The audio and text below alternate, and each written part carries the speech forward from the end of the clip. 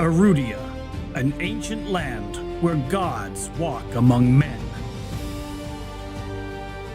A living, breathing high fantasy world that we want to put into your hands.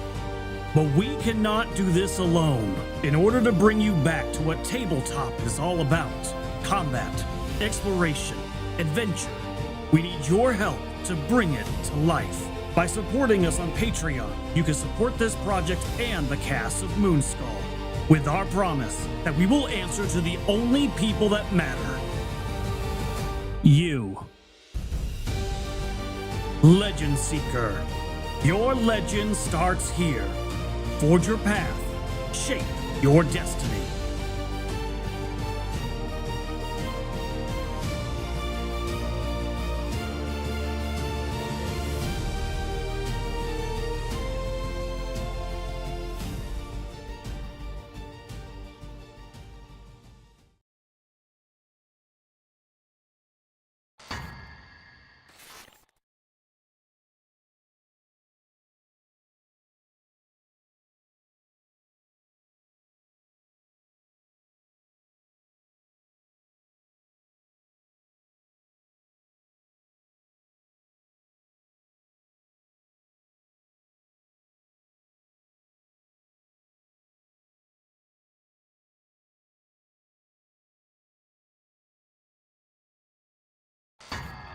Damn it. There it goes. But I cut it. And we are mostly live. I don't know. I never can tell if it's live or Memorex or what the hell is going on. There's such a damn delay. So I know we're talking. They can probably hear us. I don't understand it, but I watched a little video on my phone to be like, oh, I see your pictures. I don't know the way to do it. It's one way. I don't even know how it works, really. So there we are. We're on the screen. Outstanding. Wow. Welcome, everyone, to all 4 of our viewers, 5 viewers. I don't even know how many there are right now. Awesome. Welcome back. We are missing 1. We gained 1, lost 1. We're +1, -1. It's outstanding. Mega cannot do this today. But first, let me get this out of the way. Happy Easter to all the correct Christians. Just kidding, but it is Orthodox Easter if you're not tracking. So you get to celebrate twice if you do it. If you play your cards right, that's more fun in the sun. Other than that, let's get some few things out of the way. I just love irritating people. I can't help it.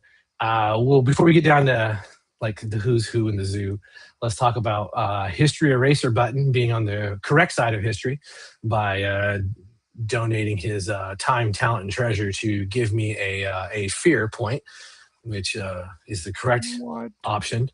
Yes, that's the correct option. And then John, he created fan art.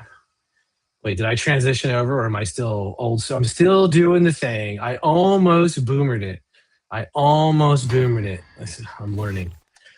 Now we're going to the tabletop, and so we can look at John Gordon's art, which is phenomenal, and it's based on a conversation that was had.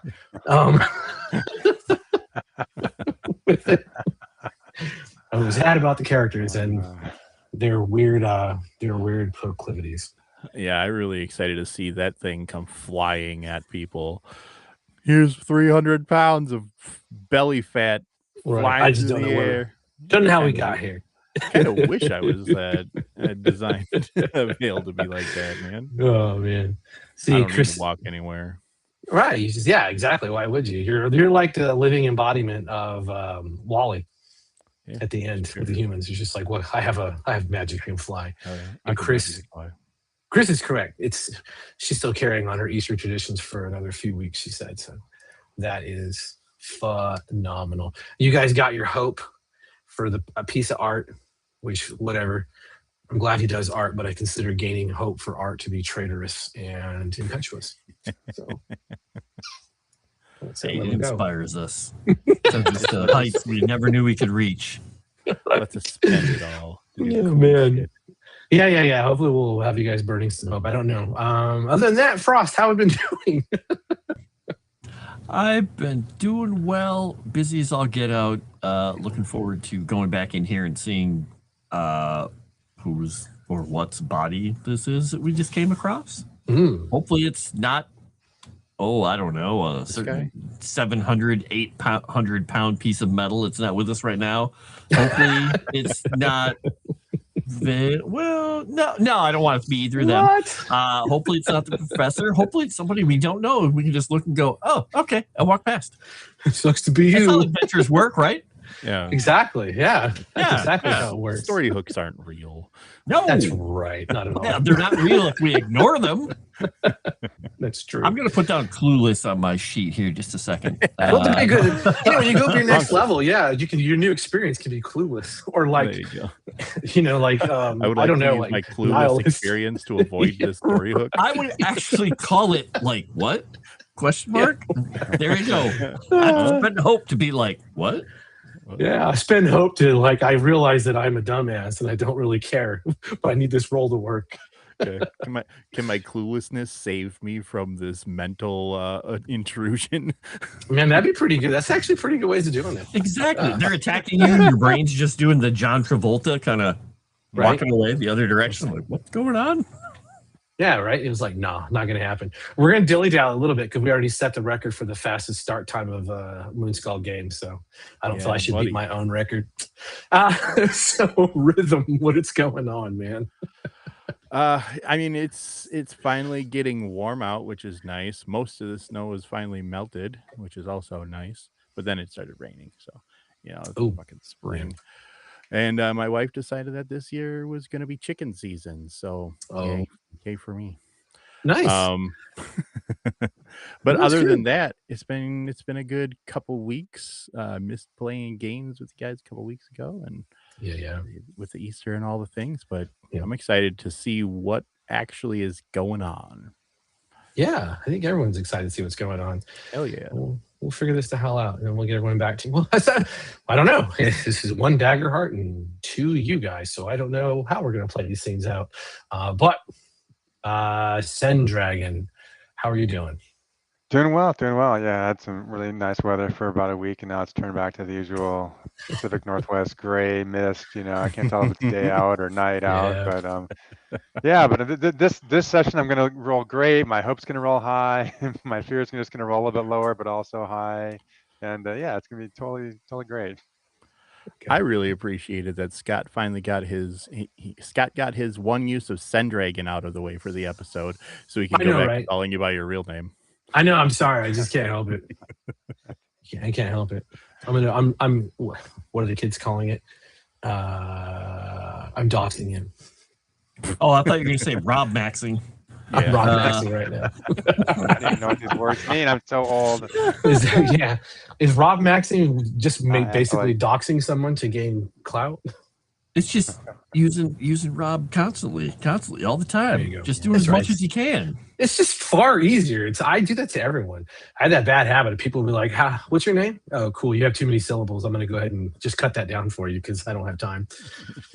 Best part is I think his name is Kevin. When I pronounce Scott, I always drop a second T on there just to make it shorter. I carried out Lynn. Stop it. Do not start that. Fucking 6'7". Do not start that. Oh man. All right. With the pleasantries out of the way. That was the pleasantries. That was the pleasantries.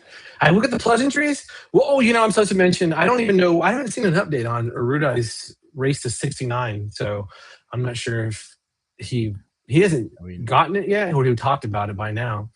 And so I'm not sure the percentage-wise. Maybe Chris Hans can put it in the thing and be like, "Oh, Arudai's only halfway there." Right now, Arudai's missing is 9 to a 6. Yeah, can we please I don't know why Chris Hans hasn't forced him to just say it's a race to 70. Just stop. That's because have you seen this channel? It's killing me. I know. Right. All right. Let's. I think. Is there anything else? Watch the other shows. Don't be lazy. I don't know. I'm giving you advice that I don't really follow. I'll try to catch some of the shows if I'm doing something, but a lot of times it's just on in the background. But it really is listening to the actual plays is a lot better than just being caught up on internet drama constantly. Through It's that. much healthier. It's much healthier that way. Yeah, get out of X. Watch actual plays. Yeah. Holy God. Oh my word. All right. So what we if still I have watch actual plays on X? Ooh. You could make do like a picture in picture. Yeah, drama. There you go, right? And you're not sure who's calling who a twat. And you're like, wait a minute, was that in the game or was that actually someone just fighting now? Why not both? Right, I lost that dragon. Yeah, he's been out for about a minute. So like a Jensen knows. Yeah. Jen. I wouldn't call you Jen. I think Jensen's close enough and compact enough with how it is pronounced to not require a breakdown. Gents. Yeah. It could be that. It could be a dickish move like Jens. Just let it go with that. All right. So where we left that off, we're going to pick up with Ash. When you have rounded that corner, do you need a visual, Ash? Do you want a visual? I don't want one, but yeah, I probably do need one. Oh my God. All right. Let me activate this. Let me get my activator out. We'll transition over. It is pitch black. It is in the middle of the night. It's about 3:00 in the morning. It's a few bells past mid of night. And like I said, you head round the corner. You clearly see there's something lying there. You know it's going to be a body. The ever-bright lanterns are... There should be a row of these on the sky bridge. Bitch, I will pause this game. And so you know that some of the ever-bright lanterns are not currently lit. However, that is not ordinary where you are. You are in the upper city. You are not down in lower Dura where you hear ever-bright lantern chirps going off in the goblin hovels and whatnot. So this area should be pristine and well maintained. And yet here we are.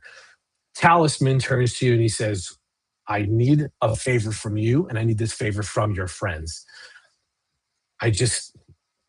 You guys have a little more access, which sounds a little weird, but you do have the access and the resources that I don't currently have.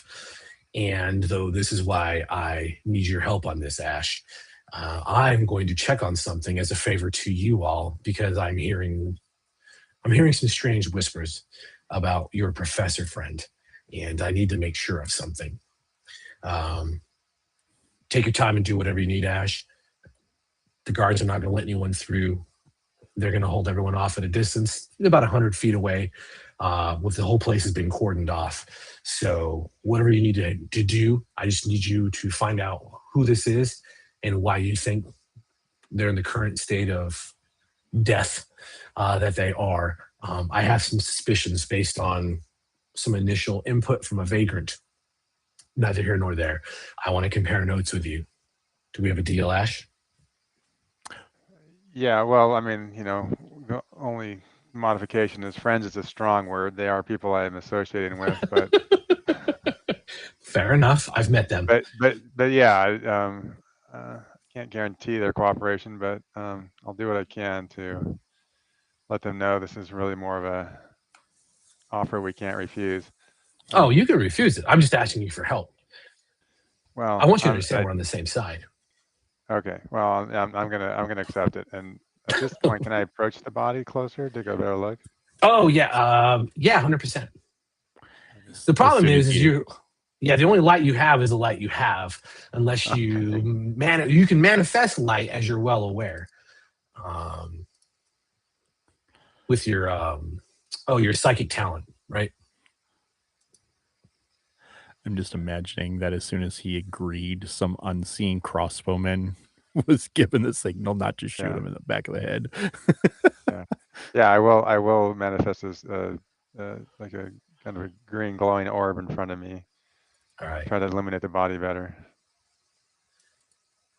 Easy enough. I can do this on your token, or I can just illuminate the fucking ever-bright lantern. I'm trying to decide which one is going to slow down play as fast as humanly possible. Mm-hmm. Because if I do it on your token, I have to drag it all the way over, and then I have to do the thing. You're going to manifest in your green, the same color as your side blade, I take it? Yeah. Okay. Did that work? It didn't work. I'm going to show you a trick, though.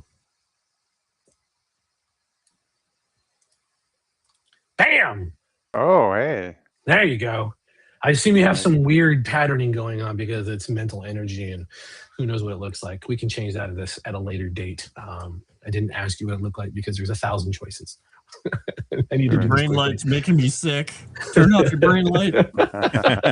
So there before you is the body, human size, roughly in that 5'9" to 5'11" scale. So not a gnome, which I'm not sure where that puts your stress levels currently with this. However, there is something about the body, and I will ask you this. What is your initial gut reaction when you realize that this is the body of a Morgrave University professor, based on how they're dressed and the robes they're carrying? Not to mention that the satchel is laid out by the side of the corpse and bears the mark of Morgrave University on its buckle. But it's too tall to be the professor, and Railvane doesn't wear this kind of robes, unfortunately, so it's not him. Ash is like combing his memory to think of what other professors he's seen there. Man, it's Morgrave University. It's like, asking who's you've seen at Yale. Right. So you dealt with the professor. She deals in antiquities as a no kidding antiquarian. What other departments have you had interactions with? That would be the biggest question. History, yeah. Okay. Okay. So that's fair enough. Then you recognize this person as someone that you have definitely been in contact with, and you recognize it as a Professor Geldum, who is a professor of pre-Galifar studies. Okay. And is there any is anyone, is Talisman still here, or is he like? Talisman left. He told he's going to go. He has to check on something about the professor. Okay. But there's other people around. They're being held back from the area or something, or? Just any traffic that would be on the upper city at this time of the day is being held back, by the guards.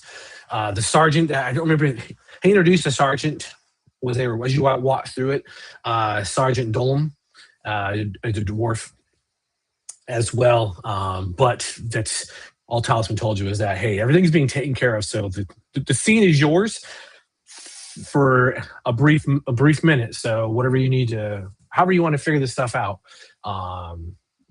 and get down to it, or whatever you want to do with this information is all completely up to you before the obvious hell breaks loose. All right, I'll grab a satchel and kind of briefly look through that to see if there's papers or whatever, or a book or something in there.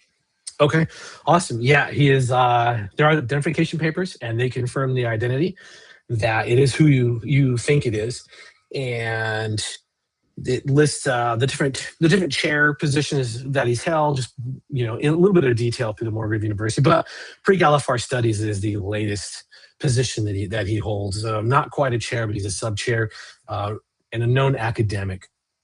I'm going to give you the rest of the contents. I have a question for you to think about as well. Why were you involving yourself with a professor that's in the Department of Pre-Galifar Studies? We'll just put that on the back burner. I want to know that eventually.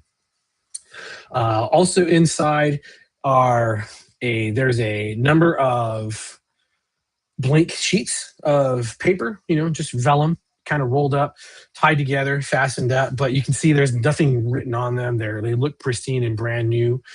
There is also a handful of coins, which, whatever happens, happens. There is a series of wounds that are also evident along the body. You can see there's the blood staining the cloak, blood on the arms. So there's been wounds dealt all over the body. It looked quite a bit. If you had to put your best guess at it, just a quick glance, it's over a dozen wounds that have been placed into this person. And then there's also a journal that is firmly closed, and there's also got a small clasp on it. All right, I'm gonna pocket the journal. I'm gonna leave the coins. Do the wounds look like they're weapons, or like some kind of a beast, or? Oh, yeah. Upon examination of the wounds, are you kneeling down with this and taking a close look at them? Okay. Yeah. Yeah. So all along the back, they look like they're blades. Not a large blade. Doesn't look like a long weapon. There's nothing that went through the body. Everything seems to be just an inch or two deep. And I'm going to burn a fear. Give me an instinct reaction roll, please.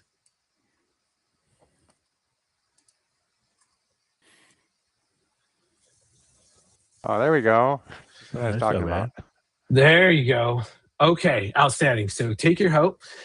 When you're bent down and examining the wounds on the professor, there is a flit of movement that cuts across your peripheral vision, and there is suddenly you hear a clunk, and there is a warforged figure about 5'5", stuck on the side of the wall with its claws stuck into the wall and its lower limb claws stuck into the wall. A hood is slightly over its face, and then that real raspy metallic voice that you're familiar with. Move away from the body. This is not yours. Are you responsible for this one? I am. Don't be the second tonight. I'm looking around. Is there anyone else, like the guards or anything? No, they're around the corner, down a ways. It's just you two. All right.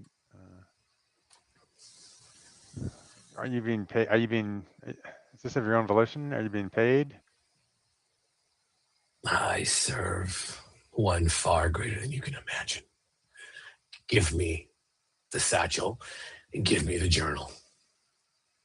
I'm gonna throw the satchel like one direction, and then I'm gonna bolt the other direction with the journal. Okay. All right. Run. That's what I'm talking about. Outstanding. Let's have. You tell me how you're doing this, and then you make the roll that makes the most sense for what you're trying to do. Okay. And your difficulty is going to be a 15. All right. Well, I had a quick question while he's decided. Yeah. Would he have gotten that hope since it was an instinct roll? I'm trying to remember. Oh, it was a reaction roll, right? Yeah, you're right. Thank you for the reaction catch. roll, rather. Yeah, I totally forgot that. I didn't see it marked on there, so I just did a quick glance. No, anyway, I can screw Ash over. Anyway, I told you. It's all right. He does this to the other group, so. Hey. Technically, all of your rolls failed. Yeah, it's mine. That's a good catch. Thank you. All right. Oh man. Yeah, start hitting reaction roll when you roll dice. God damn it. It's the top. All right. Yeah, Ash, how are you doing this? I guess I'm thinking agility. Like I'm gonna, throw the satchel one way, but then try to like leap, the other way, kind of like. Okay. And if you're using agility, I assume basically the satchel would be going kind of in that direction of the Warforged, correct? Yeah, like kind of throw it at him, but not so he can catch it, but kind of he's gonna have to like move to get it, right? All right. Let's see that. You need a 15. All right, there we go. Everyone cross your fingers for a failure or a fear. Oh, come on! Oh, dang it. Nice. You definitely gain hope for this roll. Yeah. And that is unfortunately still a failure. And with that, I am going to put him in front of you as you went to move, and he is going to target you. He does this push off, and you hear the stone crack and crumble underneath it, and some of that debris hits the cobblestone that you're standing on, and it's just this blur of steel just slams into the ground and spins low. And as you're moving into the light, realizing like, oh shit, I'm in trouble, it's this low spin kick, and up comes the blade in each hand. Right. I didn't want you to fail that badly that you just get killed. I'm gonna. Especially if you're not there to see it, right? Yeah. Oh. Does hit. that Oh, yeah. does that hit, is that hit your Yeah. It's a 12, All right. 12, so Oh, just barely. yeah. Oh. Ooh. Holy! Oh. Yeah. That's severe damage. Severe damage. Well, you have armor. You have choices. Armor. Okay. So you can take the major. You can take 2 hit points. Right. You can just click Yeah. the major on your character sheet too, and it'll automatically do it. Also, I need you to mark stress. When the blade cuts through you, it catches you across your abdomen and it slices around and comes up. And as the blade leaves, there's that sting of like, oh, my flesh is you've been nicked. And then you can start to feel a burn spread through that wound, and it's starting to creep its way along your abdomen. And it feels like it's actually racing into your extremities. You're not an idiot. You realize you've been poisoned. And that's on you. All right. Now, we should have a conversation about Daggerheart. No one knows where you are at all, right? Right. So I don't know how you guys want to feel this spotlight out, or if people are content. But if you have a clever way of figuring out where you would be with Ash, I mean, you can fire off your telepathy is like speed of light kind of shit. And you have more than one action per go at it. So I just want to keep that on the table for you guys to keep in mind. But Ash, back over to you. All sorry. right. Also, one last thing. In the villainous voice is, I told you, drop the journal.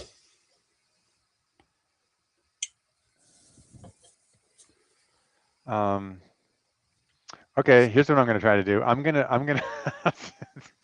try to throw the journal at him, but use my whip. So use my whip to try to catch the journal before he can grab it as a sort of distraction, and then try to like run a different direction. Oof. Okay. So is this going to be another agility? Yeah, I guess it's gonna be agility. Jeez, I don't know. I don't know. It's up to you, man. It's up to you. It's totally up to you. If you think of a way to do this, then yeah, by all means. Yeah. No, let's just go with agility. What's the weather like? It is raining as always in Sharn. Okay, it's raining even in the upper city. Yeah, he's just. Oh man, dude. Well, I am rolling with hope. It's just not well enough. You are rolling with hope, and you are giving me failures. Brr, okay. Could I? You can take part of. He can't spend after the roll is done. Yeah. No, unless the feature says so. Yeah. Keep going. Yeah. I was gonna say something else. Yeah. Also, feel free to do things that would not require rolls before you make your roll. Man. Could I potentially, even though I'm not there, potentially take a spotlight and maybe would you allow the spending of hope to do narrative effects? That's interesting. What do you have in mind? I'm not opposed to it. Yeah. Yeah, so he just, he screwed this up, but he did it with hope. He's trying to get this to succeed, right? And maybe fate or whatever would allow, like, in that moment, the wind or the rain or something like that to swirl and shift in such a way that it obscures things for this Warforged individual. I guess you don't need to spend hope for that. That was really on the narrative end for say I was gonna call him Rob. For Ash, that's part of that narration of, how you obviously failed, but there's still hope involved. So yes, you didn't do what you wanted to do, but how does it still work out to where it's not a complete and total failure? That's kind of where I was leaning with me spending a resource, even though I'm not there, like trying to find a way for me as a player to interact with the situation, to like give the Warforged like disadvantage on another thing because he's been distracted by the sudden barrage of wind and rain or something like that. I gotta say no on that. I need you present for that. Yeah, no problem. It's a tough sell. Just feeling out the system. I got you. I'm just gonna kill Rob. Yeah, that's fine. Not Rob. I'm gonna kill Ash. I'm gonna kill Ash. I'm gonna kill Ash. I'm gonna kill Ash. I'm gonna kill Ash. It's recorded forever now. Yeah. We're gonna move closer. We're gonna move close, and I'm going to do a simple. Well, since I failed, but it was with that, but I didn't. But I was with Hope. Can I still have caught the journal? But I just wasn't able to like get away from him. Yeah, sure. So yeah, that's the question of what does that look like? Because you said you threw the journal, you brought the whip out, and your intent was to wrap the whip around the journal and pull it back, hoping, this Warforged would lunge towards it. Correct? Right. Okay. So how does that go wrong? Yet there's still a little bit of hope in what you tried. I was able to retrieve the journal, but he didn't fall. But he saw through this whole thing. So it didn't, he didn't. Yeah. Okay, that actually helps. I'm taking the spotlight. I'm gonna bounce the Warforged up to another wall, and with that, drop down. Like both legs are just clamped into that wall, locked in with those heavy metal claws, and just a swipe down with those two blades coming at you. And this time, I'm gonna burn fear, and I'm gonna add their experiencing as rooftop assassin. Oh God, man. Oh, dang. Sorry, man. Oh, good news is the poison's off the blade. 15 damage. Holy God. Okay. I'm gonna. So yeah, again, my armor deflects part of it, but it's another severe, a major wound. I mean, another major wound. So 2 more out of 5. Yeah. It's back over to you. We're close to seeing our first death moves. Can I? Well, no. Normally, my mind link is a creature I can see nearby, so I don't know if there's a way to like spend hope at all to like. Yes. Because normally, I will let you burn. I would let you burn hope to. I would let you burn hope to push that out as far as humanly possible. There are no features you have or anything else that helps out with this.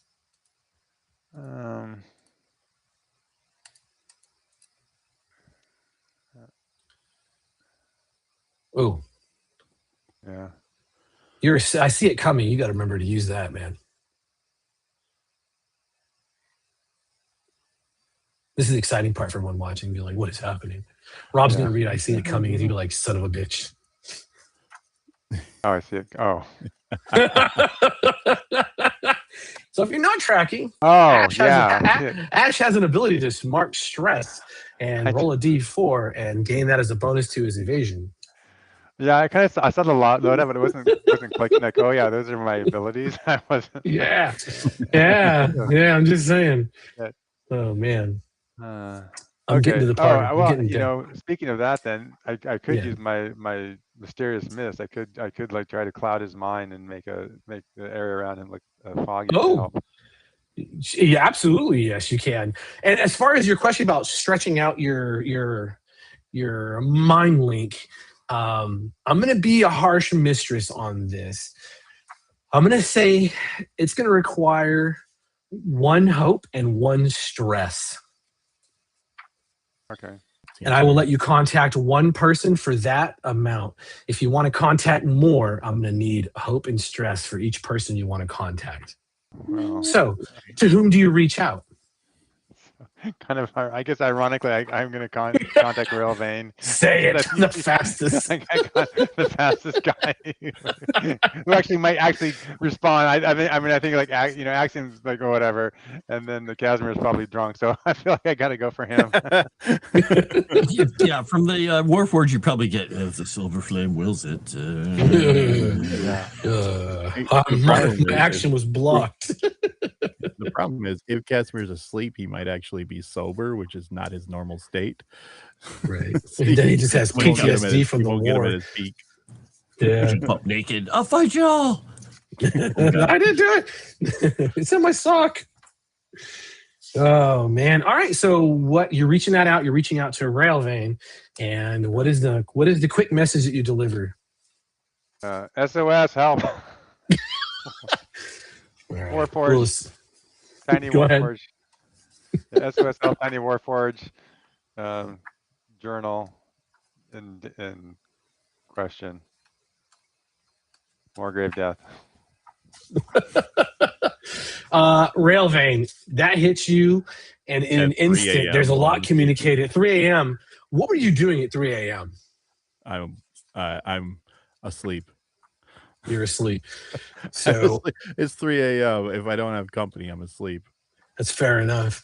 Does this hit him like a nightmare, or is this like a jolt out of sleep? Yeah, like it would jolt him. Like yeah, the effect would be like, you know, like slam him fully awake, like he just had like cold water on his face and a cup of coffee, like, you know, down his throat. Okay. I hear Ash's voice as I'm asleep in a room. This is horrifying. Right in the middle of a really nice dream. Yeah. What the shit? I wake up with a start and like dagger under the pillow situation. Draw that out. There's nothing around.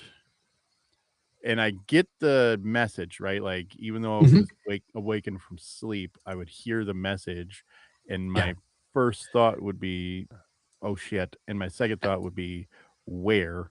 You know where he is. There's you know there's this you know there's like a beacon that's anchored onto this, and you realize that you've been around him a long time, and you know how you know the mind link trick, but the level of stress and fear that is being poured into this, it has created a psychic anchor in the physical world for you. Sure.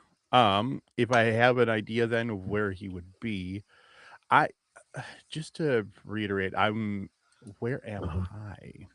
You are, happily enough, you're in the Enclave, which is inside of the upper city. So you are relatively close by. Relatively close. Okay.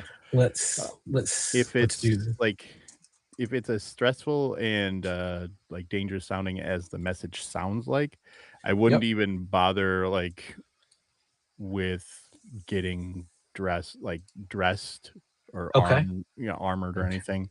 But I would just grab my sword from sitting next to the bed and jump out the window. And just All right. We've started a new countdown called Railvane Arrives. Yeah. You need a hero? And because you chose not to bother getting suited up, I'm going to go ahead and not start it at 4. I'm going to start it at 3. And so we're going to lower this for when you guys have a success or you roll with hope. We'll lower this down and get Railvane to you.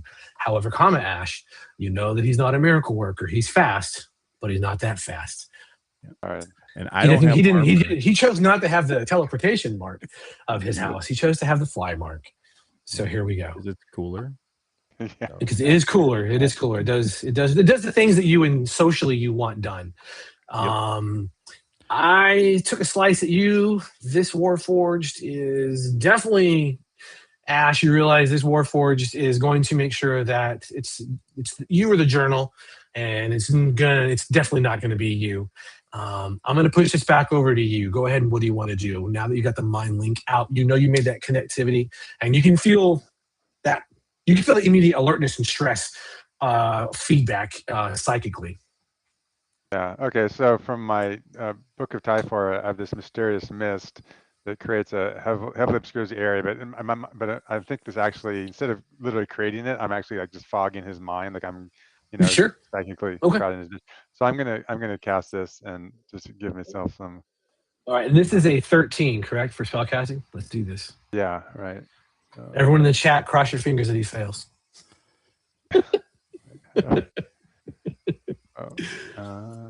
And you definitely roll double ones so you can succeed. Yeah. Do you need that moved? How do I click them? Well, I clicked the mist, but it didn't. It just put it in the chat, but it didn't actually roll it. And you put it on over here. They don't know. Oh, there you go. You're moving it. I don't know what's going on. Oh, I guess. Oh, I see. You put it as a template up for some weird reason. Oh, I don't know why. Okay. I don't know why either. It doesn't matter. It's all good. Yeah, there Alright. should be very little close emanation. That's why. where you click if Emanation. you expand the little power. There should be the little power names down there in like dark blue boxes with white text. You should be able to click on those. I think that's what. I clicked on that, but it didn't bring up the. It didn't bring it. I thought that would just make it roll, but it didn't roll. Really? Yeah, that's weird. So go whatever what's your spellcast? Yeah, it's really your what's your spellcast? I click on mine. It actually brings up the whole roll window when I click on them. I'll have to look and see if I can fix this. What's your spellcast trait, Rob? I think it's Yeah, John. That's what I'm talking about. All right, here we go. Yeah, the Book of Trilifar of Typhar, you should be able to Oh just my click on. god. You got a 13. Oh, I got it's supposed Yeah, to 13. What are you talking about? Well, I saw the 11. I forgot that I saw had the 11. Bonus. Yeah. All right. What does this look like as you are clouding his mind? Yeah, so basically everything around the Warforged now looks like this kind of, dense fog, that you can't really see me in. Nice. That's when I got to let a border collie in. All right. So that has absolutely succeeded. You gain your hope. I'm going to click this down one place for the success. And you know what? I'm going to click it down once more for the hope because I am a benevolent dictator. It's still on you. You have the success. What are you doing? Oh, you know what? Vane, you are rocketing through the city. I need one roll from you that is going to help push you as fast as possible to get to precisely where you need. How are you navigating? Like, there's towers everywhere. There's sky bridges. There's still sky taxis flying everywhere. Mm-hmm. How are you navigating this as quickly as possible to get to Ash's location? Yeah, so I am. I will be using agility to kind of like cut the corners as close as possible around the building. So I'm shortening the geometric distance that I know I need to travel to get to him, with that risk of like clipping a building or something like that. Okay. Just because of how nasty it sounds. Now, normally I have to spend a stress just to use this ability. Okay. And I'll let you tell me how many you want me to spend in just the one interim to get there. Okay. Yeah, just the one. Could I know you want me to roll and I'm cool with doing that, but could I spend just another stress to like kick it into high gear? You could push a hope to do that. Yes. You can sacrifice hope for that. I would definitely sacrifice hope to just do that. Or you could you could use hope to burn in to pull in an experience if you have one that makes sense. The only one that kind of makes sense for this would be my house trained agent, because I'm trained, like my flight comes from my house, right? So I would be trained in how to best maximize my use of that ability. Yeah, sure. I don't have any problem with that. Because that would give you the +2 to the roll, right? And then you're, and that way because I really need to see where we are with the fear. Yep. I'll do that. So I'm gonna make an agility roll. I'm going to use my experience of house trained agent. Everyone cross fingers and it's fear. Come on. I have plenty of fear. I'm going to intercede one time. No, I'm just kidding. I don't need to do anything else. It's not a reaction roll. So let's roll. That is a 13 with hope. A 13 that will succeed with hope. You skyrocket. I want you to narrate your ass hauling and are you landing or are you just hovering when you arrive? He said small warforged, and if I get to him, he's got a light kind of blazing in the area, it sounds like. So I would be able to see some other cloaked figure. So I think I would as I'm coming down, bring out my sword and try to just hit the head of whatever this thing is with my blade before I would land next to him and Ash. Okay. Outstanding. How much noise do you make?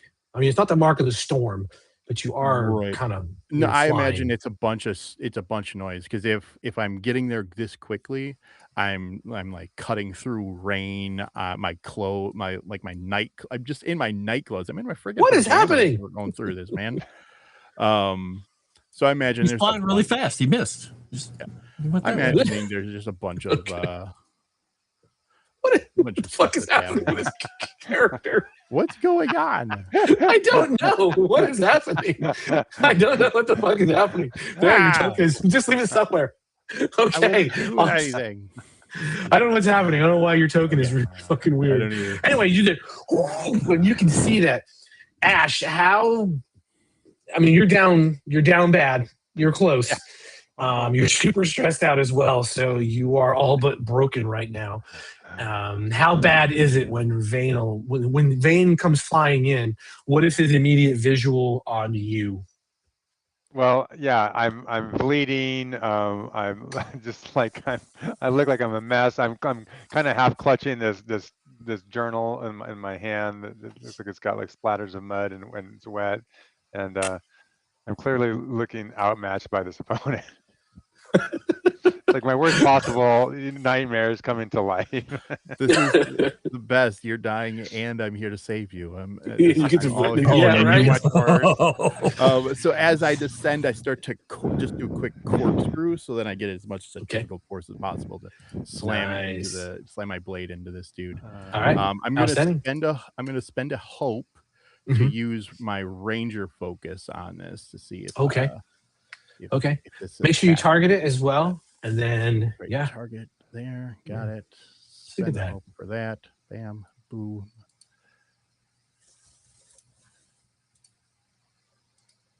I don't know why shit's moving. It's so weird. Hey. I think I can apply the effects to your character. I guess I just gotta make the longsword attack. That must be it. Your ranger effect is for the Warforged, right? Yes. Okay. Give me a second. And that is, I use it, and then if I attack and I'm successful in the attack, then it actually applies to him. Okay. Awesome. Why did it roll a D10? What is your damage? Yeah, it's your damage roll. But I didn't make an attack roll yet. That is okay. Let's try this. Weird. Let's try this instead. Let's see. I'll do this. Roll your I'm not using any additional things. This will be my attack roll. Oh, da, da, da. Nice. I have good news and I have bad news. Okay. Enjoy rolling your damage, good sir. And I'm right. going to snatch victory away from you. Of course you are. And that's who is putting down all these fucking things? Sorry, it's me. Somehow I kept trying to get rid of these things, but God damn it! I've got reminds me of geometry and trigonometry class. Give me PTSD here. It's like the oobleck. I'm just trying to get rid of the oobleck. Sorry. All right. They're all gone. They're all gone. Go ahead and roll your fucking. Ash is just slowly melting away, and his psychic energies are just flying everywhere. Now that I've successfully hit him, I'm going to mark a stress to use Ruthless Predator to give myself +1 to my proficiency on this damage roll. Ooh, nice. Nice. And that target is you. I'm going to apply the effects, and then it should do the auto count for you. Do this. Should. It looks like the formula is going to be right. All right. Yeah, it sure is. That's look at that. Ooh. So 15 damage, and with Ranger's focus, if he takes damage, or when I do damage to him, I also mark a stress on him. Okay. You definitely dealt damage to him. That is going to be a severe wound. He's going to mark stress. And so what does this look like? As you said, you come hurling in, you see your teammate, you corkscrew in, and how does that blade land, giving all told all your abilities coming into focus? So I've got it in a two-handed grip right now. I do that quick corkscrew. The blade, about the last third of it or so, connects with the side of his, try to connect with the side of his head. Maybe it glances off his shoulder or something, so it doesn't take his head right off. They don't auto kill him. And then I do a bunch of damage. He kind of gets rocked to the side as I do like a not a barrel roll, like a 180 to land right next to Ash. Look down at him and hold out a hand to help him up, going, "Of course I've arrived. Outstanding. And I'm here to save you." And all I'm that in kinetic like energy. in like silk jammies that are just clinging to my body at this point. Soaking wet now. You're Yep. getting see-through at this point. You're like, Yeah, oh, it must be cold out here. There is a lot of contouring, we'll say. Didn't realize it was winter.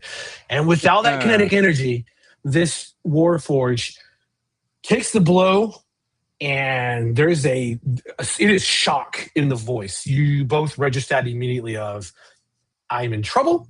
And the Warforged simply pushes back against the wall and springs forward and out and over the fucking railing and begins a hurl all the way down from the upper city's platforms.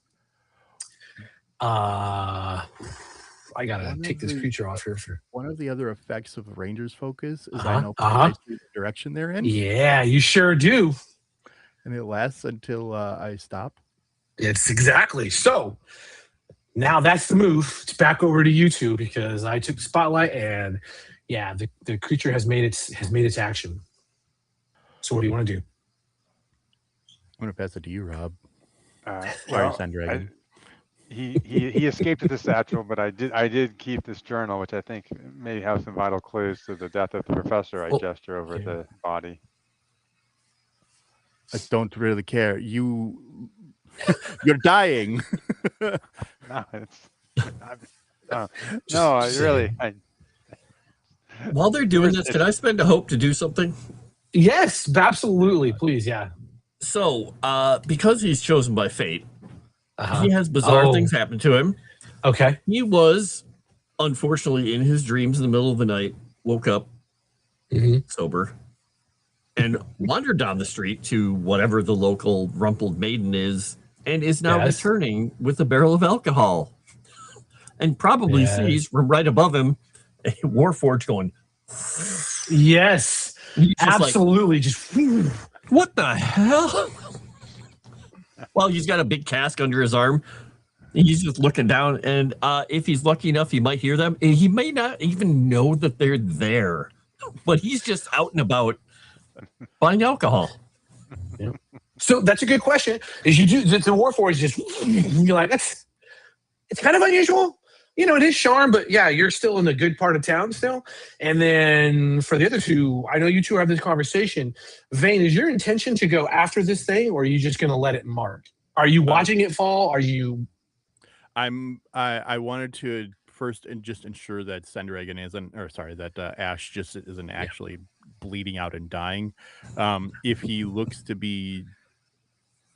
He's had his ass kicked. In his usual incapacitated, helpless, in need of my assistance at all times state, then I will abandon him to go after whatever this thing was that just outstanding. And that makes that part of the conversation even easier.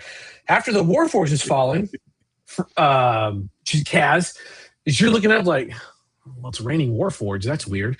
And then you see, of course, this corkscrew of just this torrent of rain swirling around as there is a figure rocketing down towards it, and it's that slow motion, like woo, and you're like, Jesus Christ. Well, I'm sorry, you're like, by the seven, and yes, it's your girl. He's just gonna turn his head sideways as he goes past him, kind of like.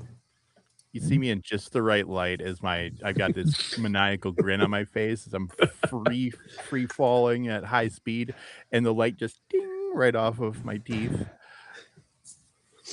At that point, they just kind of look up into the rain where he came from, and waiting for the next person to come by.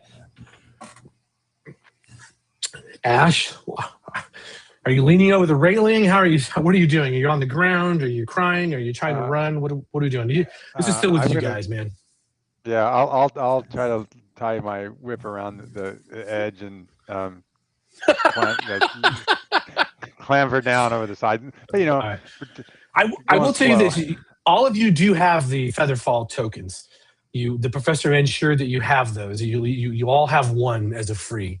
So if anything were to happen, all you do is start rocketing down, and at some point you push the panic button, and your descent becomes a pleasant glide. That's very nice. Yeah, I'm gonna try to climb my way down first. Just not because I'm trying to slow my okay, but Sure. Well, let's do this then.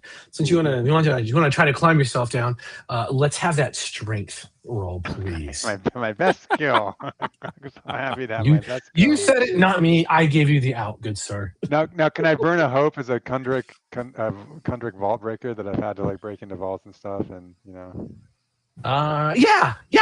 I don't mind that because this is you're talking about second story work, right? Where you got to come down from rooftops and weird positions. Yeah, I don't mind that at all. Thank you. It's almost a crit. It's good. Yeah, considering your profession, I'm going to say that 13 will. I didn't give you a number, but it was with fear. That 13 will succeed, but you succeed with fear. I'm going to take the spotlight with the fear, and I am going to target our good friend. What's his name? Oh my god. I'm sorry. He actually had to mark 2 stress from the damage that I did to him. 2 stress? One from Ruthless Predator and one from becoming my Ranger's focus. That's awesome. I got you. This thing is there. You're following. The Warforged spins and does and just arms up in a motion, and you see glinty blades cutting through the ring coming at you. Oh shoot! Just like the light coming off your shiny teeth. Yeah, boy. Let's see what. Yes. Oh no! I mean, that's unfortunate. At least it wasn't a 20. That would have been bad to get crit. So sad. That makes my heart hurt. It's finally getting. Rob, stop it with the fucking templates. Every time I click on my token, it starts making them. I don't know. I can't move myself. I don't know what's happening. I think you must have the measurement tool selected. I think so. Or that's or 19 damage. Target one. I don't have any armor on, so I can't reduce the damage. That's severe. No. That's a severe wound.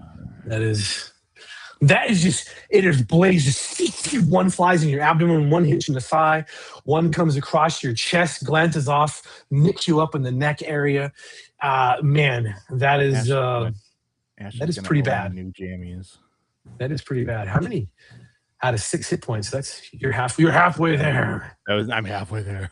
I am also going to burn a fear, and as that thing happens, you see the Warforged does the barrage of blades, and the Warforged goes limp, and it sort of bends over just backwards as if all the life has left its form, and there is an explosion of light and like fire out of its chest, and you see the small thing take off and just hurl off into a completely random direction, and then the body just and finally impacts on a sky bridge and just boom, and arms, pieces, head, sprockets, gears, wood goes everywhere. Back over to you two, or you three, sorry.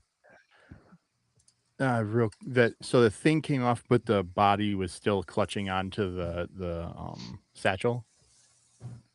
Yeah, so Ash lied to you. There was the satchel he threw, but it didn't distract. So the satchel technically is still up there in the dark somewhere. Ash would just thought the satchel was in the hands of this person. Hey, there's a lot going on right now. Well, my assumption is that he's still got a satchel. This thing just rockets off. So I go down and land next to the carnage. I don't know if carnage is the right word. Maybe the debris. I'm gonna do this as you land.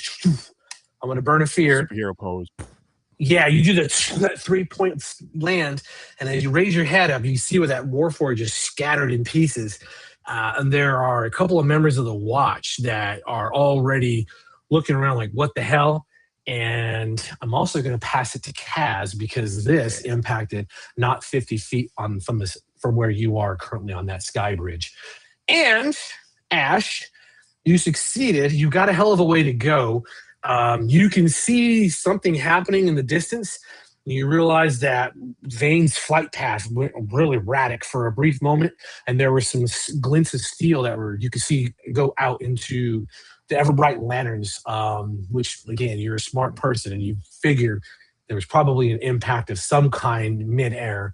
And it's all on you, man. All back over to you guys.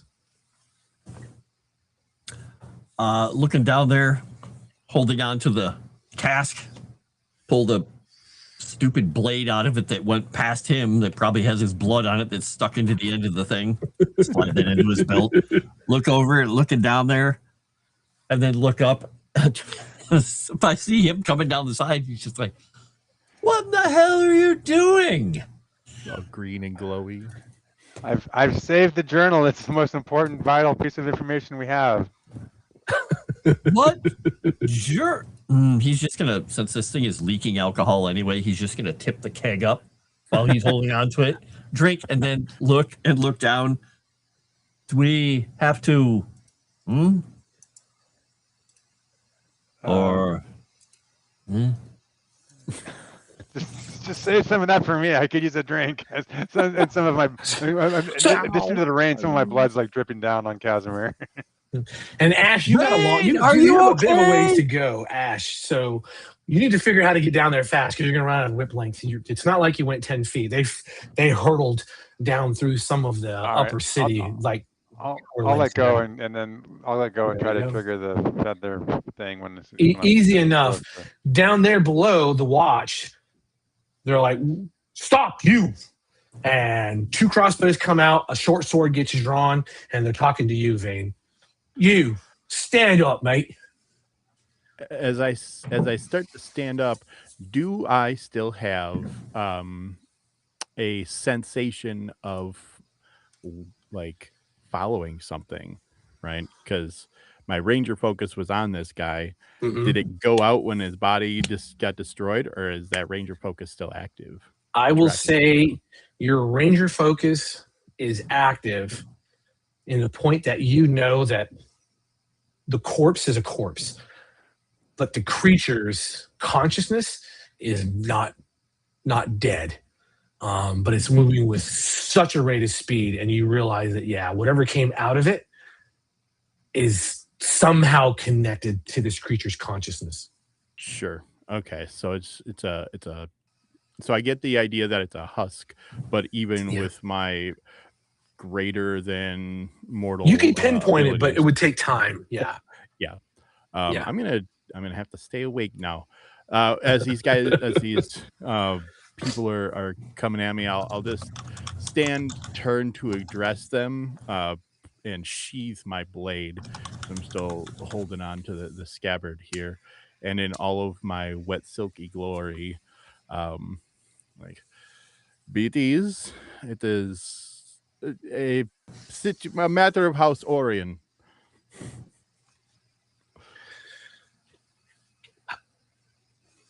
And they can see the dragon mark clearly. Yeah, you're. Yep.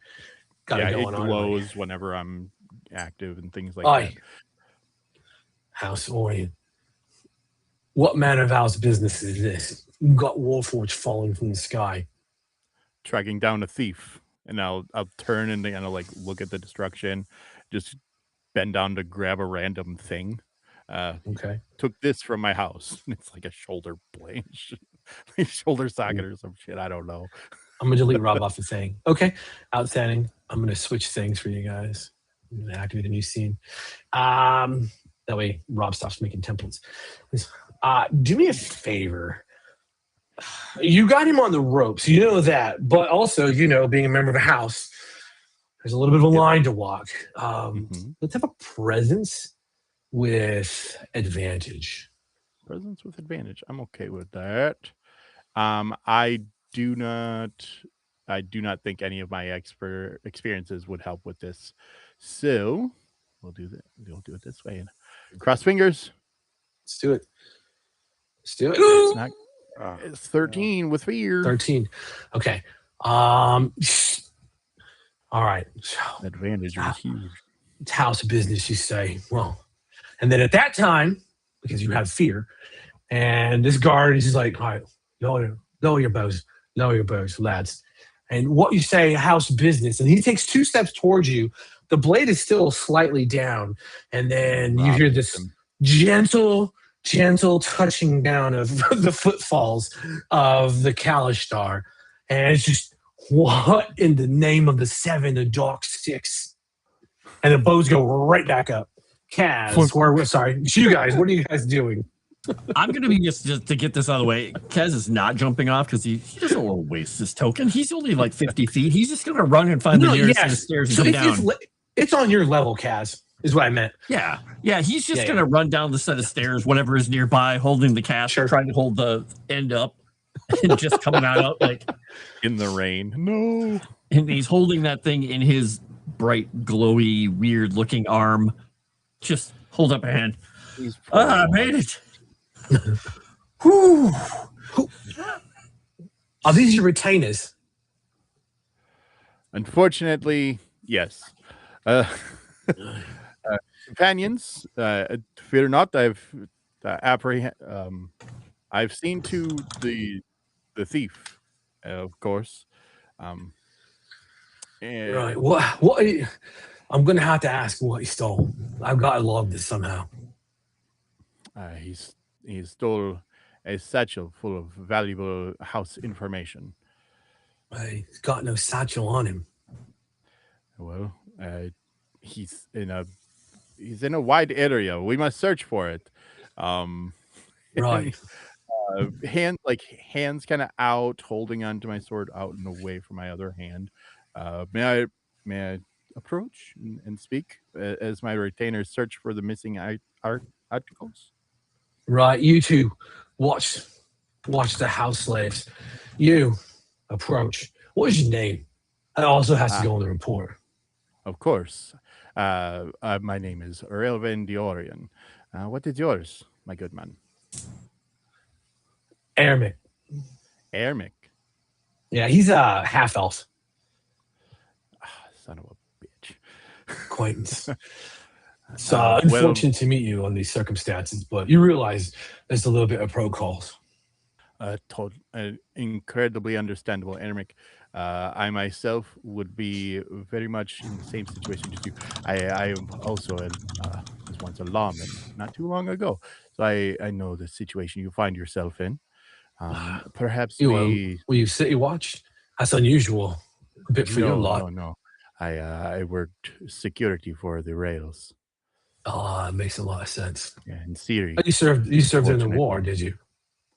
I didn't serve in the war. I served during the war. It's fine. A lot of people didn't even try to serve. They just tried to hide. Not anyway. Me. I am not one to hide, as you can see.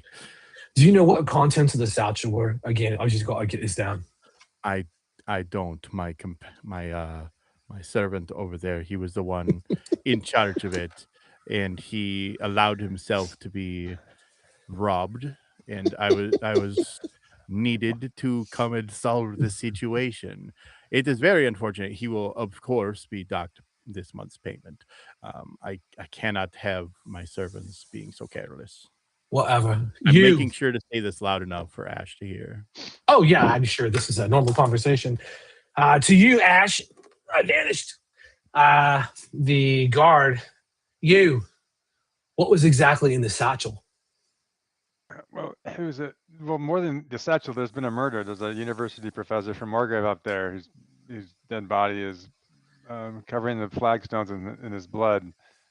Are you saying you was robbed by what an assassin that also is a thief? And he's looking back now at you, Vane. And I'm putting on that like surprised face, like, what? Hold me here for this? What is your name? Back to you, Ash. My name is Ashen Vek, and do you have any medical? You guys have any bandage? I don't know if we're clutching. Are you kind of stepping? Yeah, you kind of come forward and you're leaning. There's like, what in the name? Yeah, right. Sure. And he takes out a vial from his pouch. And he's like, we keep these around for emergencies. No. It's only because your house is what connected, and I'm doing this. He gives you that vial. You drink that. It'll make you feel a little bit bad, but you're going to need some serious help. And if your master here is as connected as they should be, my compatriot, yes. Yes. Ashen, I had no idea that you were so close to death. Of course, you will not be punished this evening when we return back to my state. So Ash, we will see to your injuries. This was horrifying. Was it horrifying? I'm gonna drink whatever the guard gave me. You are super trusting. Well, I'm kind of hurt. Does this taste like chloroform to you? Right? That's 2 hit points it clears. Oh, nice. Okay. If they have not stopped Kasimir from approaching. No, not at all. He's still just holding on to the whole thing, and he's just looking up, and he's looking down at this big pile of gears, and he's going to kind of kick it. Like, huh. Has he ever seen a core of a Warforged disengage like that? You have. You are what we call a subject matter expert, and you know it's not a core. It's a final messenger. Ooh, okay. Well, all the gas from the kiddos who know EBERRON lore is very well done. Yes, 100%, Kaz. You realize that just looking at where it sat, like whatever this thing was, shot off a final messenger. What a son of a bitch. Well, okay. That's not good. What is it, Kasimir? What is it? Oh, it's a final messenger. Just yeah. He's just like, and he kind of like looks over at the guards, and he's just like, later. And then as you drink that potion or whatever it is, and you're standing there just kind of like, getting some pack, he just kind of tilts the thing, getting some of the liquid into it, like filling your potion bottle up with just beer. It was real. This will really help. This will clear stress. I feel much better. Ermic, I do have to beg your indulgence.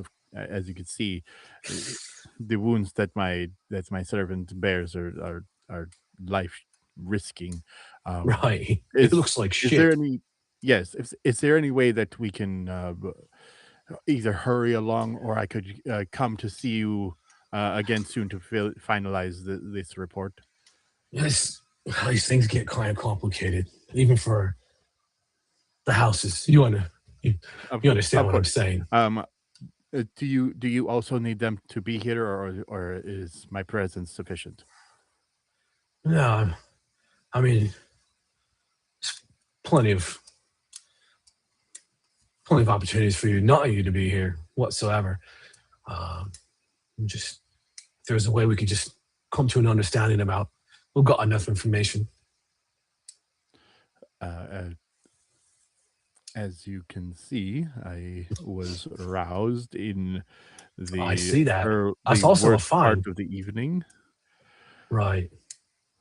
I did what I could to keep things as. And I look down. I'm sure you're right. Actually, yes. Could we leave this part out of the report? There's no need to turn this into some sort of fan fiction. I'm sure that could be fine as well. I'm afraid we're going to have to do a lot of paperwork, and it might take some time. Of course. Unless, there's ways of expediting everything. And I'll look to the other two.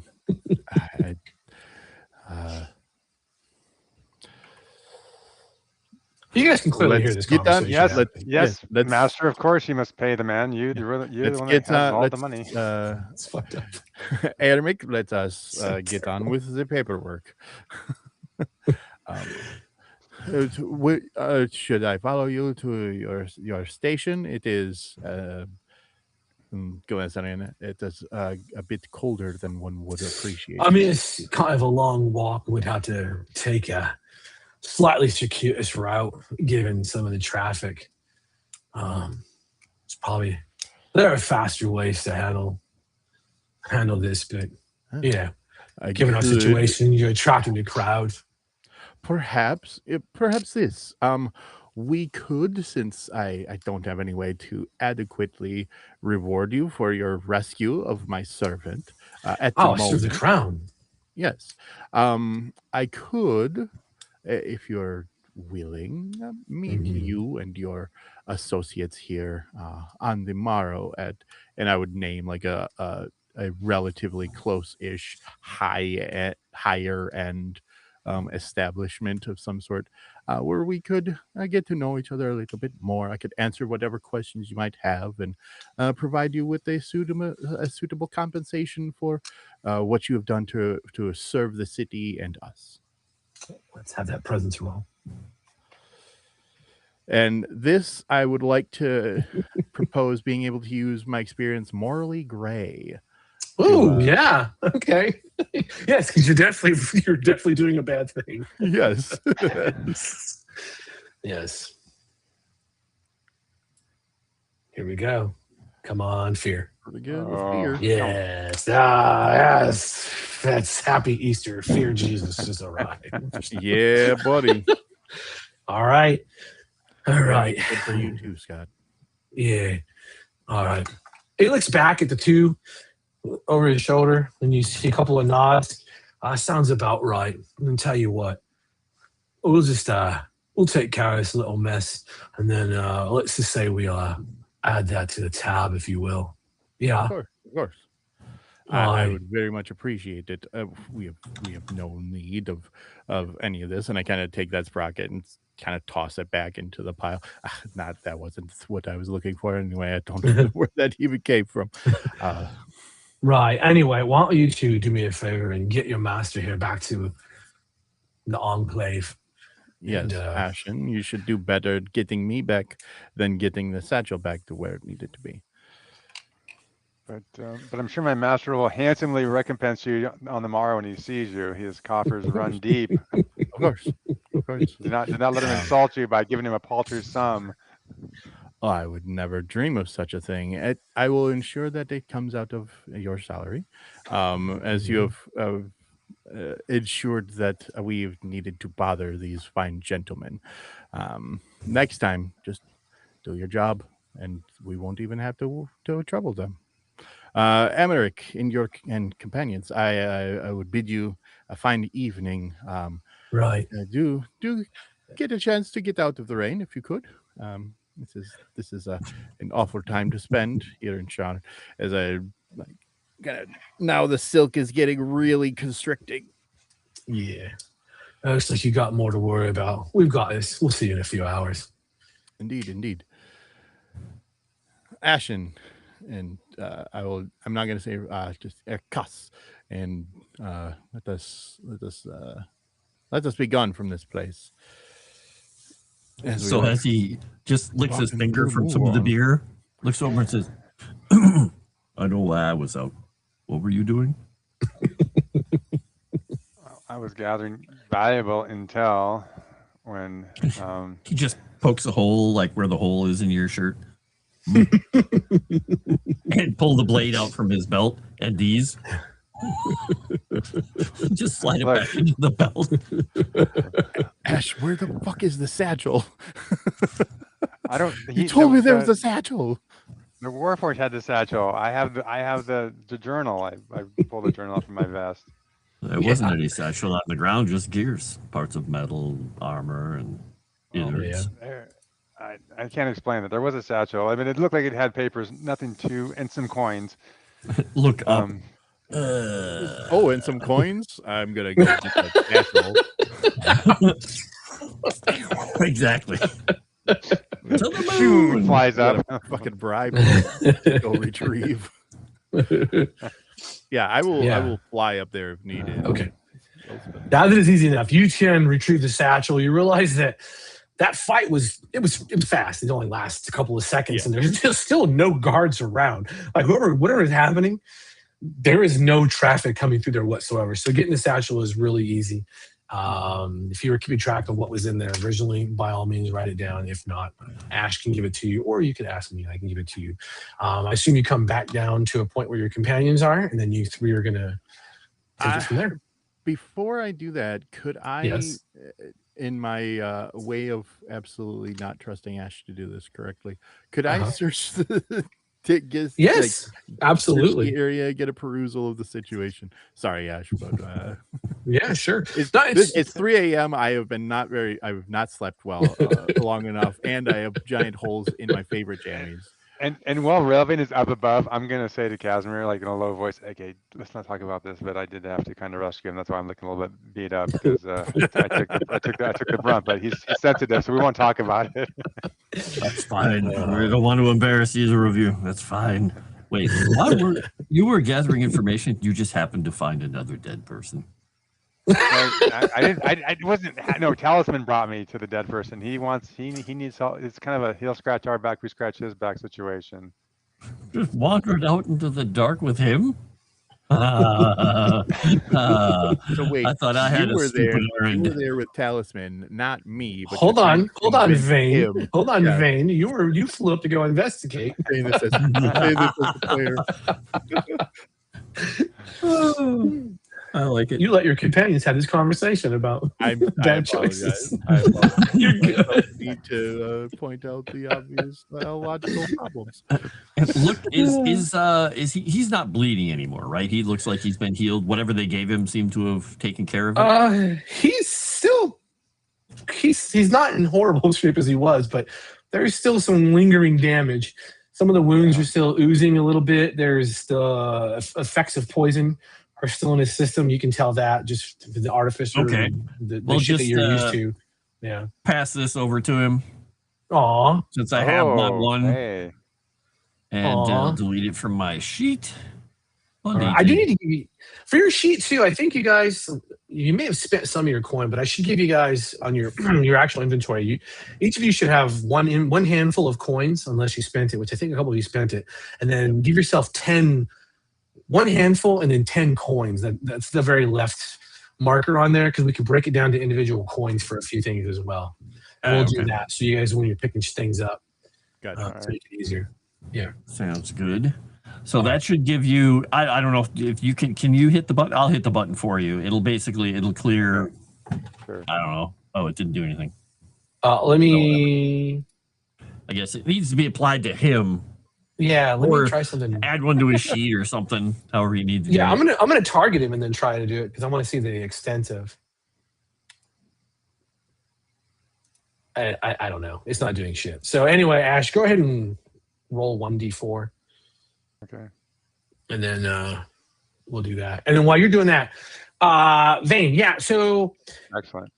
You can kind of see what the situation is really weird. Like the Everbright Lanterns, they were.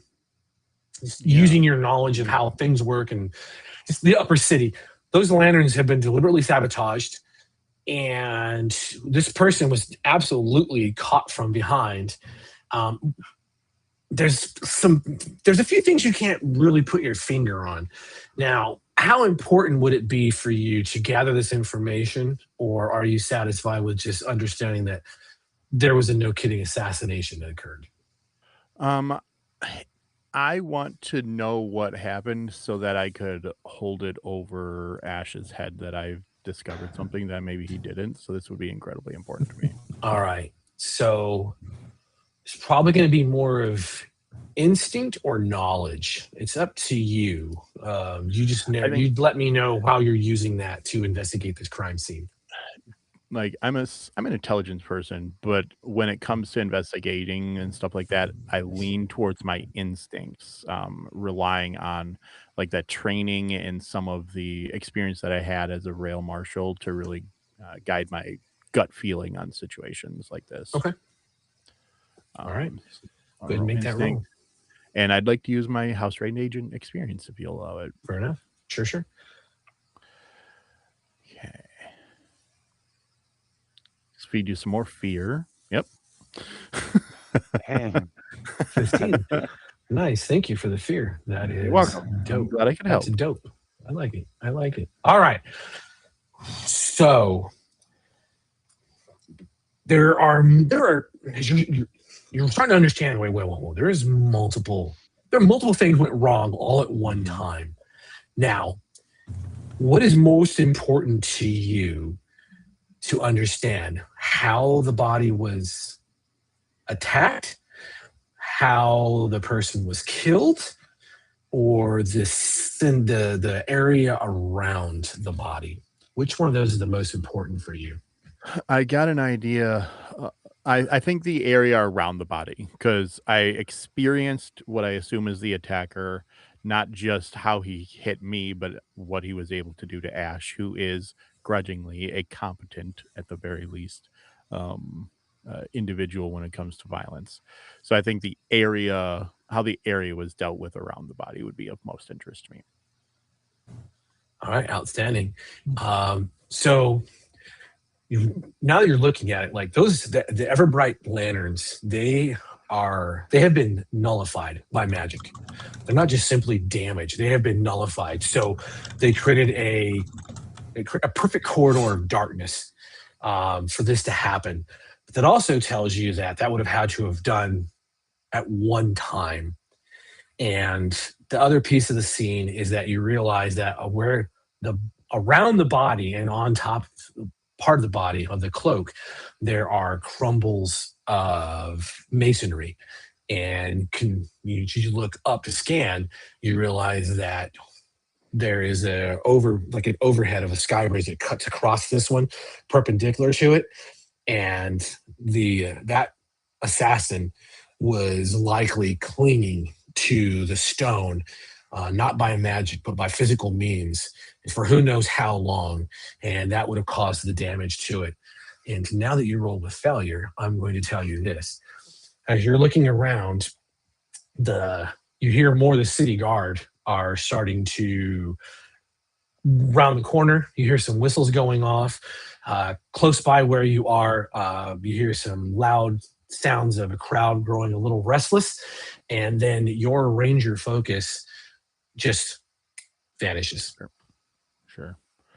Well, that's not ominous. And I'll spend fear for that as well to make that two-parter. Okay, cool. Back over to you guys. I guess for me, if I'm hearing, is it that I'm hearing the approaching guard then at this point? Yeah. There people are finally starting to realize they may want to come check what's going on. Yeah, I don't want to be seen with this body, so I'm just gonna roll over the side of the thing, drop down out of sight, and descend gracefully to my companions. Easy enough. There you guys go. Look up at me descending upon all my glory. I will thank Kasimir for the potion, and after drinking it, the bruise on my face and the gash on my arm and my chest, like kind of seal over with fresh pinkish flesh. And then I'm gonna say, let's get out of here. I want to check out this journal. Yeah, but we have to wait for our wet silken friend to slowly descend. He's doing that slow motion shit again. He can fly faster than that, damn it. Yeah, I purposely ensure that I get down there. And so did I? And I have as I'm coming down, I'm like holding the satchel out. Yeah. Like wasn't with him at all as I land. Ash, you must keep a closer eye on your things. It is unbecoming of someone to just forget where you put stuff. You too. Keep a close eye on your things, wet pajamas. Look down. I don't have to keep an eye on it, but I have a handle of it just well. It is cold rain. Indeed it is. Speaking of cold rain, I do not like this situation anymore. I will see you all on the morrow. I need to get cleaned up, these wounds tended to, and into a less damaged pair of a rather expensive night clothing. Good night, gentlemen. Yes. Goodbye. And Kasimir, I think you're about empty there. Let's go back to that Rumpled Princess and get a refill. Sadly. Yeah. There you go. Are you taking the satchel with you, Vane? Yes, I am. All right, outstanding. And I didn't even take the time to grab the journal, just the satchel, and I Woo! Out of here. Oh, he definitely has go, a journal. That's the good news. I go slightly slow so that the air pressure of my swift movement doesn't rip the rest of my clothing off of me. That's a fine. Well, when Kasimir get back, when get somewhere like more private, I'll open the journal and take a look at it with him. You guys can get to the rumpled maiden, or the rumpled princess. Jesus. Let me ask you a question. We'll still go through this. Do you guys want to consider this a short rest because you still have some wounds, you still have some stress, or do you guys want to just probably? I'm up for a short rest. Yeah, for sure. Yeah, it's probably a good idea. And honestly, we'll probably get whatever we can there and just head back to his workshop because it's more private. Okay. Oh, easy enough. Okay. So you get a few things to go. That is easy enough. So go ahead and conduct your short rest. I'm going to generate my fear. And my plan was to not do just a short rest, but to finish a long rest if possible. But if not, I can do a short rest too. That's okay. Yeah, it'll be a short rest because you're going to be up and at 'em. Sounds good. All right, Ash, you are clearing stress. I don't have any wounds to tend to, but he checks himself for wounds anyway. Yeah. I mean, you can still, you can do the same thing twice. You could do do a double prepare, work on a project thing. Oh, yeah. Well, I took a prepare, and I guess I could have done the project thing while we were doing that. He took the hope for the prepare, and yeah. Okay. Easy enough. Let's see. Vane, I know you're kind of resting. You're tending to your wounds. Are you using house resources for the tending of the wounds and all that jazz? No, I'm just gonna use basically what I would have on hand to just kind of tend to wounds as a regular short rest. Okay, easy enough. And I would clear my stress by just perusing through the contents of this satchel now that I'm in a place of my choosing, and grumble a lot about Kalishtar and how they have to interrupt perfectly normal rest and such, and now I have to deal with this situation now, just letting off steam. Easy enough. Okay, Ash, how are you dealing with you're clearing your stress and you're taking care of your armor, right? Yeah, because between the guards potion and Kasimir's, I was fully healed. So yeah, so the stress is I'm getting good and hammered. The embarrassment of Railvane having to rescue me is I'm just getting hammered with Kasimir to just kind of like get all that stress done. And then I'm back in his workshop, so I'm gonna use, I'm imagining he must have some tools I can work on my armor to like sew it back up. Yep. Okay. Easy enough. And Kaz, what are you doing with your preparation? Time, I guess he's gonna just work on his notes for the blade we're working on. Just making sure everything's set properly, and then whatever other time he has, just spending it, I guess, if we're reading that journal. Okay.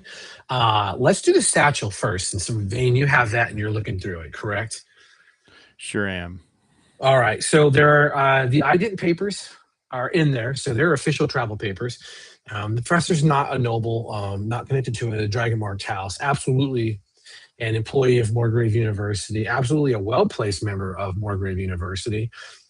You see the ident has the full name, which is Benail Gelden, and Professor pre-Galifar studies at Moorgrave University, as well as a couple other positions of faculty that he once held. There's also a handful of coins that were on the body, and there's ink. A bottle of ink, a quill. There's an object that's wrapped in, it looks like oilcloth, but you realize like, oh, it's a house Galanda wrapping for keeping food fresh, and it's an apple that's inside of that, and the apple looks like it was picked this morning. No idea how old it would be, but like I said, it's a small device that helps keep things fresh from House Galanda. And then there is also the paper. The paper is not your average. It's not your average paper. It's actually like very fine Karnathi paper. That's a huge industry in Karnath because of their forests. They have a paper production facilities, and their paper is second to none. Okay. And that is anything on the paper or just blank paper? Just blank. It's all 100% blank. But those things together, given your background with being, part of a house and having yourself pandered to, is all of those things indicate at least a little bit of money. Yeah. And I'm academically trained, so this all makes sense to me. Yeah, I'm gonna definitely keep all this stuff because it's really cool. That House Golanda thing sounds really neat. I'm gonna hold on to it. Is it like you said it's like a cloth basically that you wrap around something? Yeah, it's a little cloth you can wrap around something the size of an apple, or so that's super cool. dope. It's made up on the spot, so there you go. I'm gonna make a bunch of shit. There you go. The journal. I may regret this, but Scott, I think you get 1d4 fear, right, for a short rest. I did already. I only rolled a 1. Oh, you did. Oh, yay. Good. Yeah, no, because I haven't had you enough fear. Huh? Right, yeah. It's okay. I need the fear for what's coming. For the journal. The journal is about 3x6, so it's a smaller affair. The cover has this inlaid, it's a dark brown, and the cover has this real faint inlaid of like metal stitching that forms a pattern on the cover. And it's not a pattern that's discernible to you immediately, Ash. It has an oddity to it. And then the clasp itself is unlatched. Unlocked, sorry. You can freely open and close the clasp if you need to.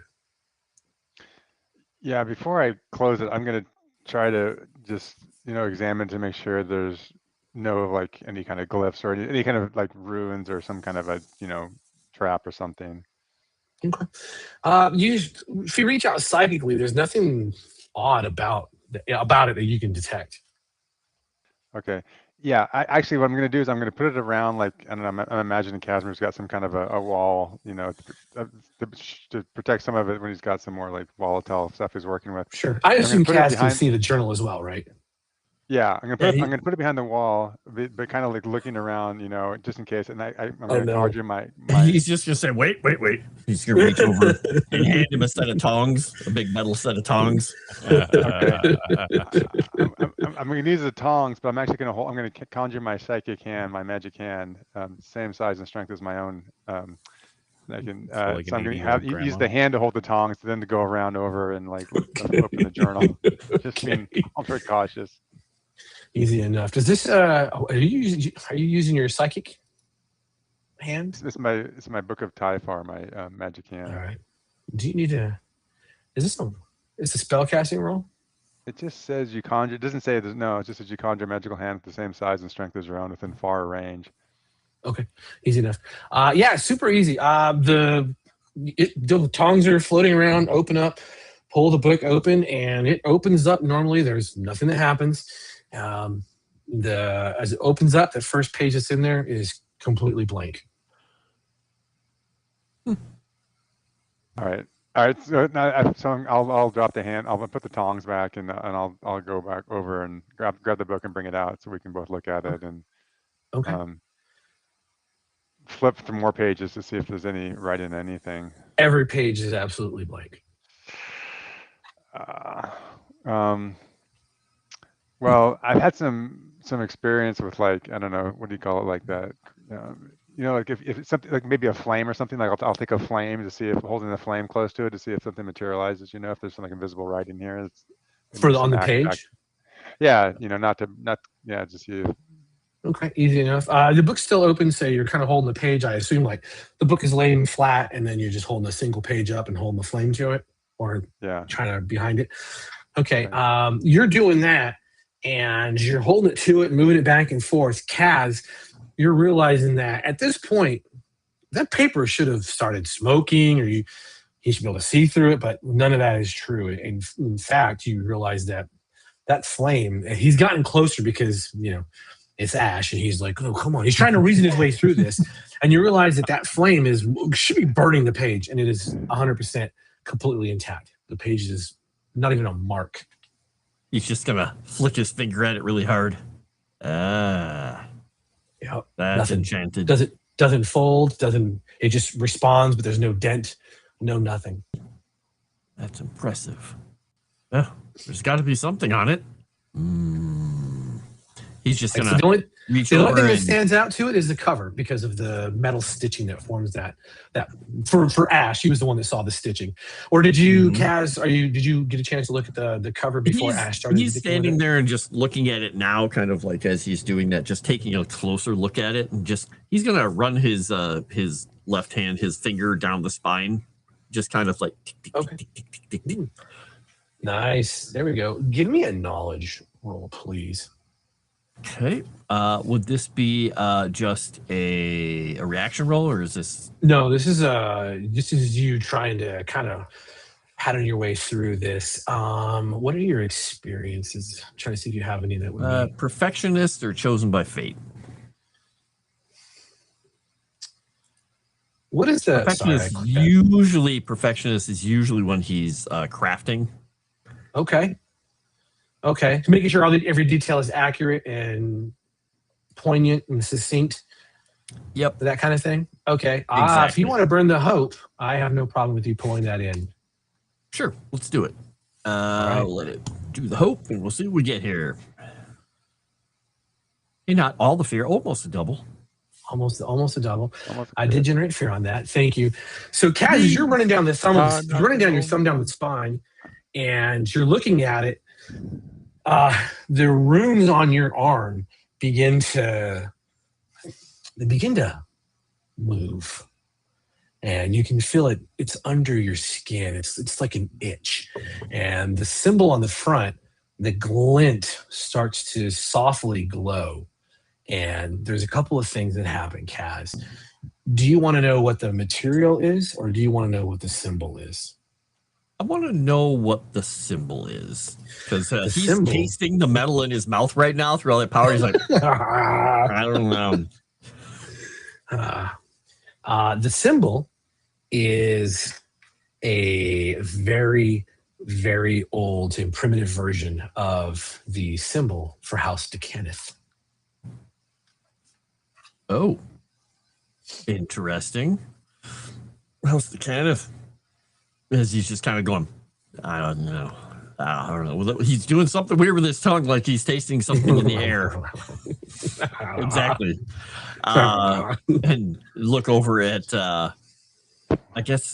look over at Ash, and does he respond when I say House Kenneth?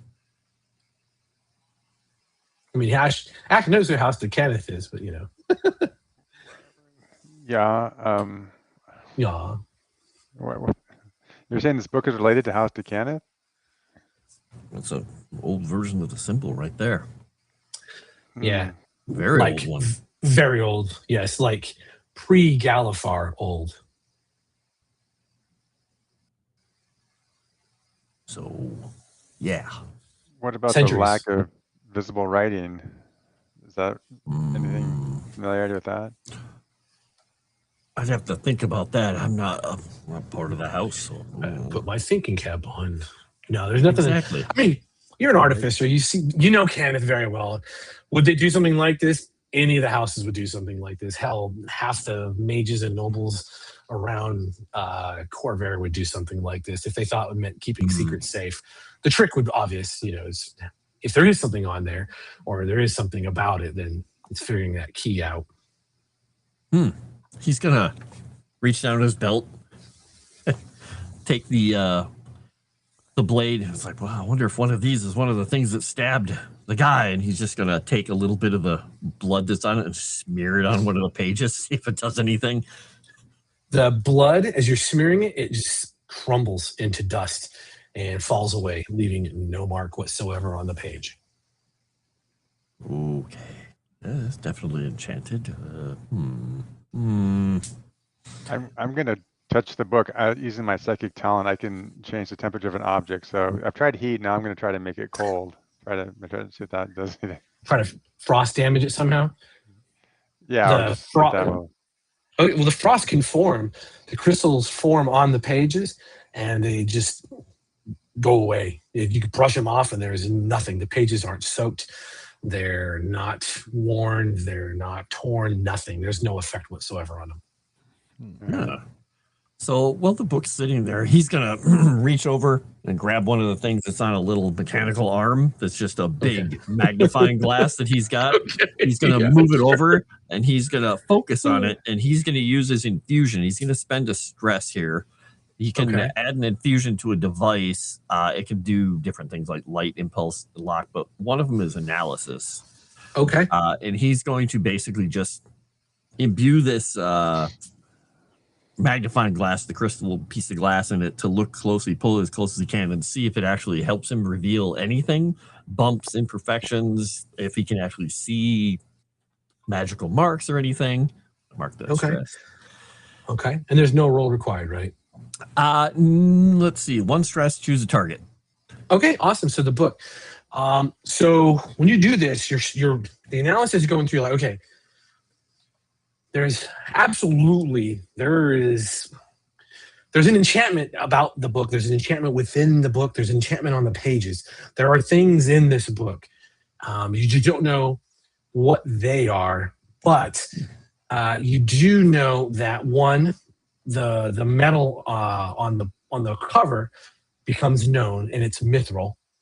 And two, you know that this is it's almost like a one-time pad usage that would be used during the war or times of great stress, because this thing is so old that this is the lock and someone has a key, and you absolutely are going to need a key to get into this book. All right. Well, this is definitely sealed. It's smart the way they did it. Lock and key. We're going to have to get this to the professor. So I wonder, did Vane take the satchel? He took the satchel, yes. We could go wake him up.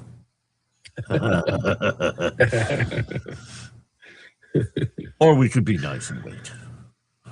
Well, I think I'm going to take a short nap and then let's go wake him up. But I need. It's been a long night for me. Okay. Well, you stuff that down in your pants or somewhere safe. And hand him the journal back. All right. Well, if somebody tries to get it from you, you're going to wake up with a hand in your pants, right? He's just going to pat his groin. That's where I keep my coins. What? Down in your pants?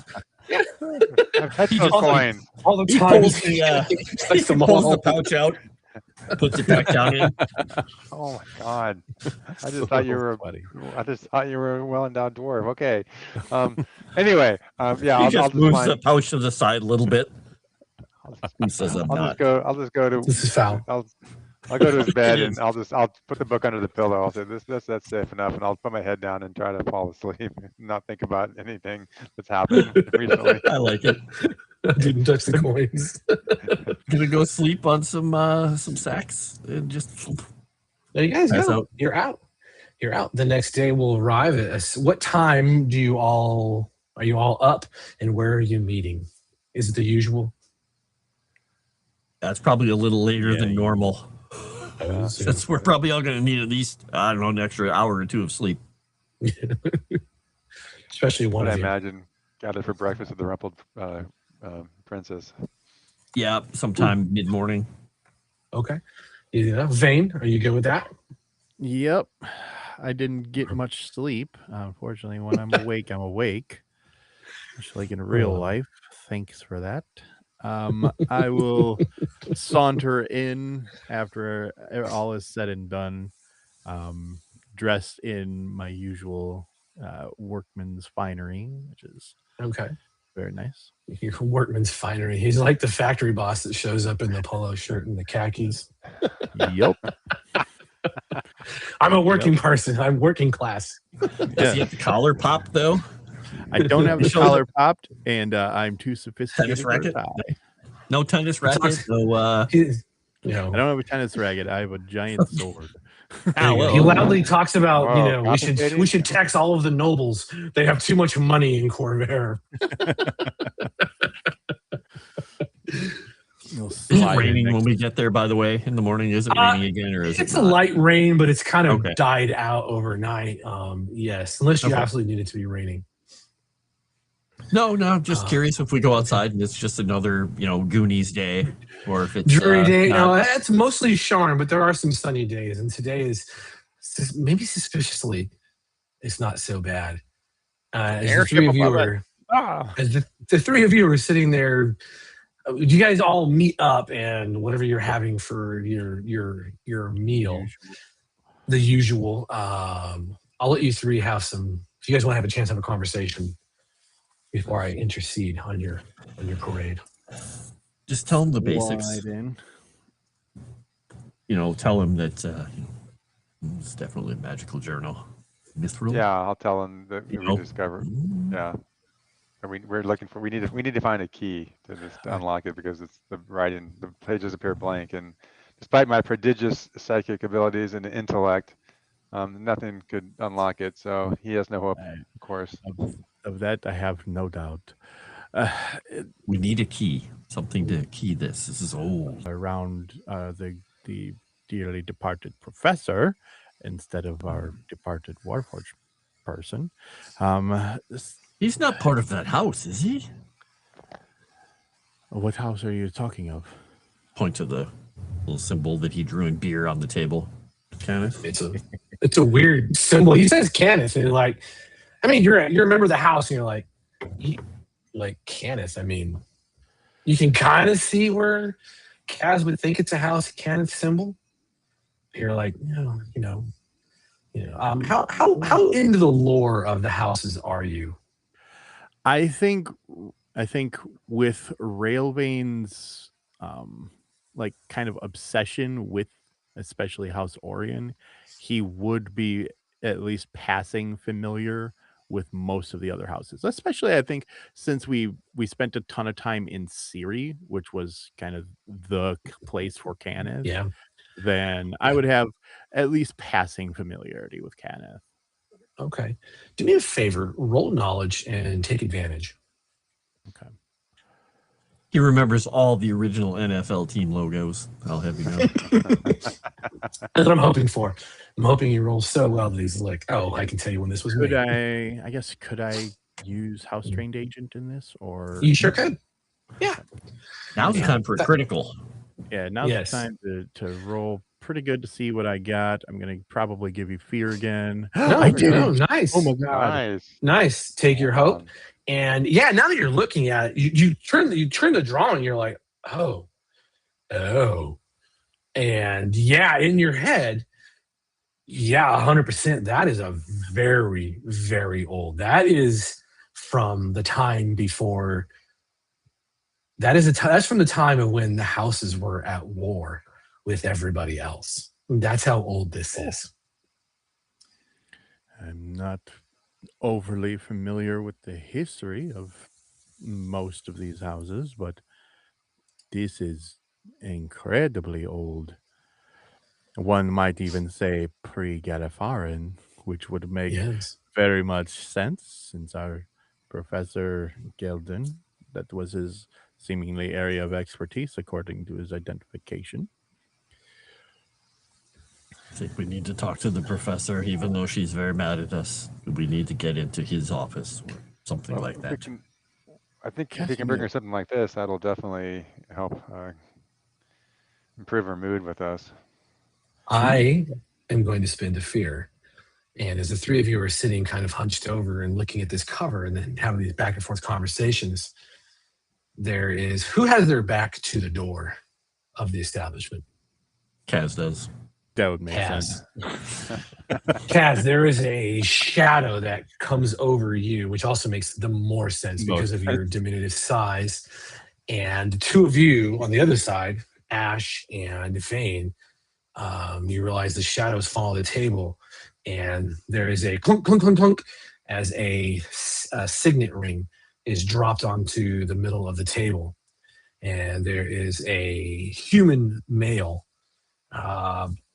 standing there. He's dressed to the nines, and he simply looks at you and he says, if you would like to know more about the fate of Banal Geldum, it would behoove you to head over to the Broken Anvil.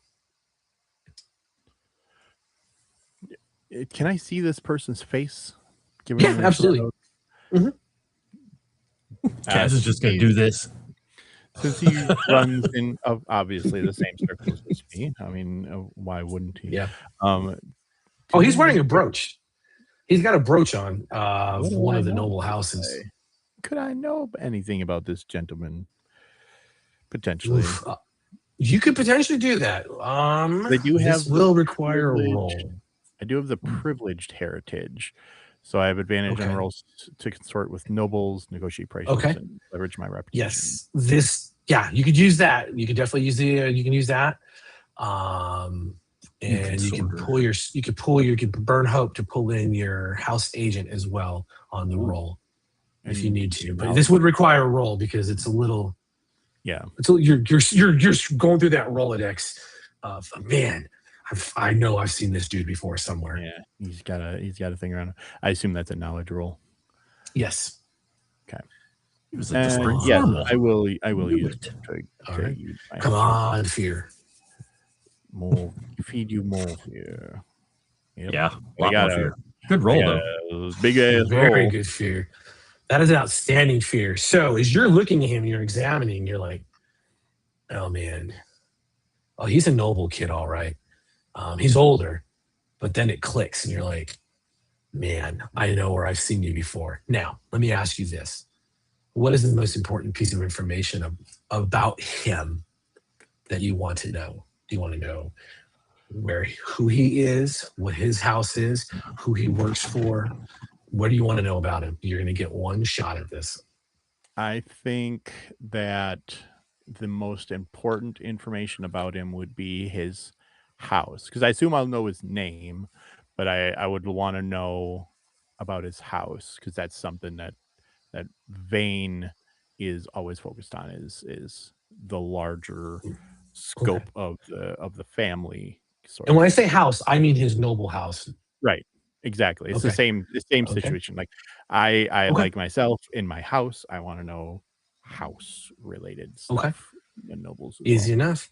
You recognize that brooch as being of the one of the minor noble houses from Aundare, and it is House Iravaun.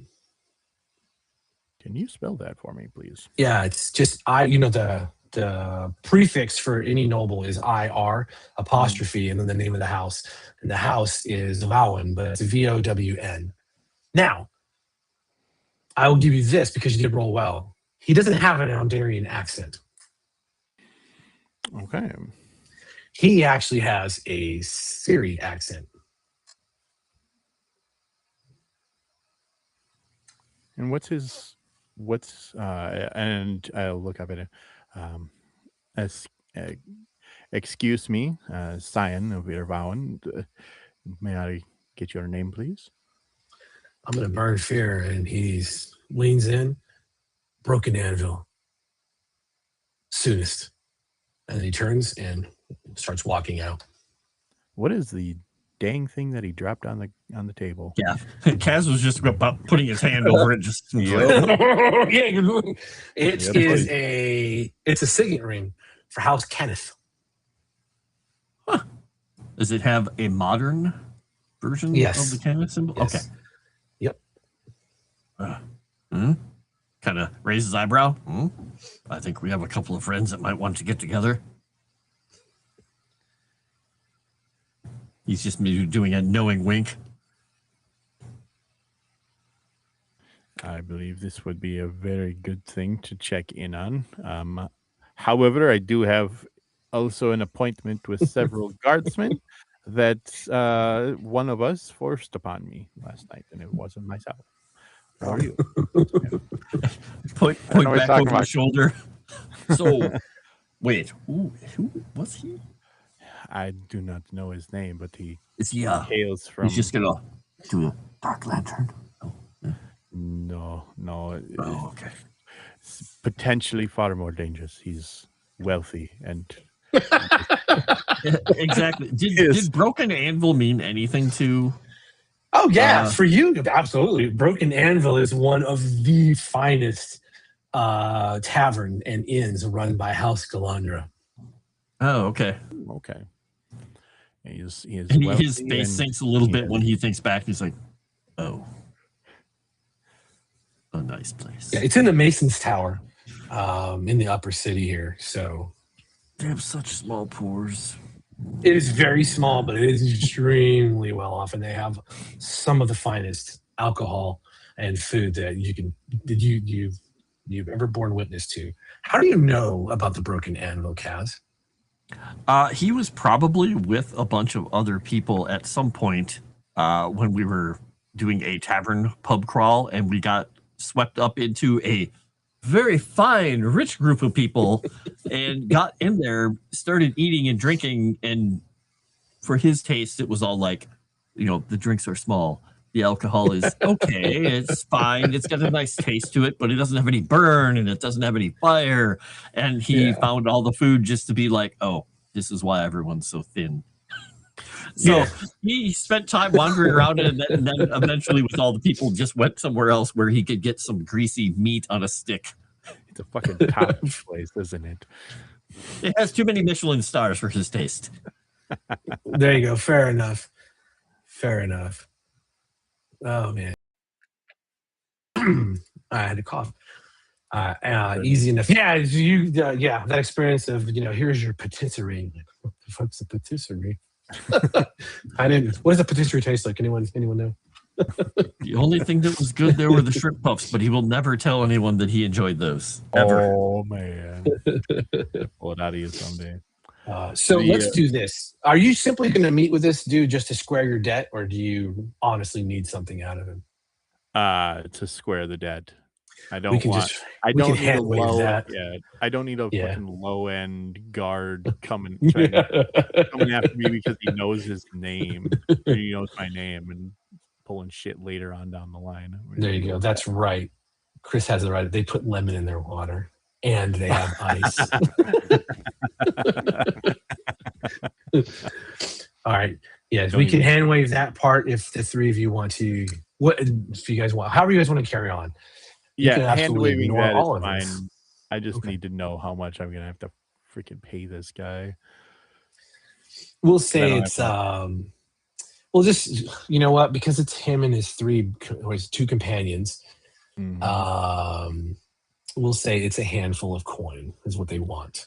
All right, and the understanding is that they'll keep quiet, but he also tells you, hey, he's heard some rumors here and there about a few things that have been happening related to this, and he can make sure that you get wind of any other events. Yes, I will definitely take him up on that, and I will tell him where he could find me, or where he could leave a message for me at the easy enough at the something princess, whatever, I can't remember. Sure. Rumpled Princess. The Rumpled Princess. Come on, your guys' franchise. And then while Real Vane's there dealing with that, and we'll go to the Broken Anvil ahead of him, and they have these like a little crunchy, like kind of crunchy on the outside, really sweet pastry, like puffs. But they only serve like a certain number per table, right? So I'm gonna make sure I eat all of them before he gets there. Oh man. All right, so you two have gone on to the Broken Anvil ahead of him. He eventually showed the Broken Anvil. At some point, there is one of the halflings from House Galanda, and she has the greater mark. It is like it's up from her, like right beneath her eyes, and the mark runs down her face, down her neck. She's like in super millennial mode. It goes around and wraps down, and it comes down onto the top of her hands. So you can see like the mark is quite large for a greater mark. She comes to the three of you, the table with the three of you. And says, excuse, but you have been requested at one of the back rooms. If you please follow me, good sirs. Immediately, Cass just was getting his drink and about to slam it, getting ready to get thrown out. And then just, I'm just gonna give a big smile over to Vane and Ash, like, we've made it. We have. Of course, lady. We are rich. we will follow you gladly. This probably means we won't have to pay for our drinks. Easy enough. You follow her. She takes you into a private room. It's definitely a private room. There is for the three of you. You realize each of you has a different realization. For you, Kaz, there's a moment of arcane friction as you cross the threshold. There's a sense that you're not in the same space that you were on the other side of the threshold. And for you, Ash, you feel a spike in the psychic energy around you as you cross the threshold, and then it sort of levels out. But there's a soft, it's almost like a hiss that's inside of your head.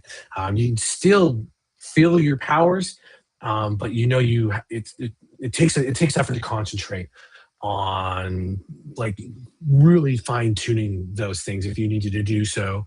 And for you, Vane, you are no stranger to this because of being an agent of the house. Is that yes, House Galanda, they may have a small tavern, but they also have the ability to create pocket spaces. And so that's really what you've done. You crossed over from you're not really in EBERRON any longer, and you know that you're sort of just in a pocket space. Sure. I made sure to wear my my house signet ring. You get your goods on. Yeah, I'm clearly identifying myself as much as possible. All right. When you cross the space, there is the male that put the signet ring down to begin with, and he's standing in a corner, and he's just hands on his buckle. He has that. None of you are really combatants, but he has that stance of like, this dude's serious business. He's got some scars along his face and the neck that you really didn't notice before. He's got his sword belt on, and there's that vibe of this guy's probably seen some shit. And with that accent, good chances are that he definitely saw frontline action in Siri. At the table is a very tall human woman, and she is dressed in a dark blue cloak. It matches her eyes. She has raven black hair, and she has a small snifter in her hand. And she looks up as you come in, and the halfling from House Galanda bows to her. And as the halfling bows and moves out of the way, you can see the signet ring on her hand that bears the mark of House Cannith. And the matron of the tavern, the Broken Anvil, as she bows, your guests have arrived, my lady. And she takes a single step back and is no longer in the room with you. And the woman, she says, she looks at you, the three of you, raises the snifter. Thank you for coming. Please, have a seat. Allow me to introduce myself, and we can get down to the business at hand. Yeah, I'll sit down and I'll pour myself a drink from something. Yeah, I'll take that seat. Yeah, there's brandy and stronger liqueurs that, with fruity flavors. There's some stronger whiskeys from like Eldine Reach whiskeys. There's Carnathian vodkas. Anything you can think of is actually on the small serving tray on the table. Make a very deliberate choice of grabbing a type of wine that could originate from the region wherever House Vane kind of is from in Outdoor. Okay. Yes, and her accent is 100% Andarian and very well stocked Andarian. Okay. Vodka. Reaching for the vodka. Carnasty vodka. makes the zombies rise. Easy enough. Monsieurs, as you are well aware, there was some business that I had with quite an acquaintance of yours. However, it was with a Bonheur Gadem. We were to meet last night, but unfortunately, Nesepais never appeared. And then we heard the terrible news that he was slain. And my sources revealed to me that you may have something in your possession that technically belongs to me.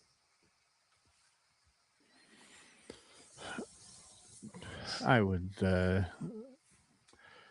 before we get into all that, lady, I would like to introduce myself and my companions to you. I am, as you likely know, Railway in the Orient. This is my friend Kasimir and my acquaintance Ashen Vek. What is it that you are looking for? Well, in specific. Mais non, allow me to introduce myself as well. My name is Ledrin de Kenneth. What I seek, yes, Ledrin de Kenneth. And you know immediately who she is. She is pledged to House Kenneth in Ondare. And however, she bears no dragon mark. That was my next question. That was going to be my next question. Wow, look at that. She bears no visible dragon mark. I kind of like her now. I want the journal. More importantly, I just want access to said journal. And from there, I believe I have a proposition that is mutually beneficial to all of us. No? Far be it from me to deny a lady such as yourself, Mr. Stikhanith, but c'est très gauche. How is it that we would know that your claim, though right, I am sure, is the correct one?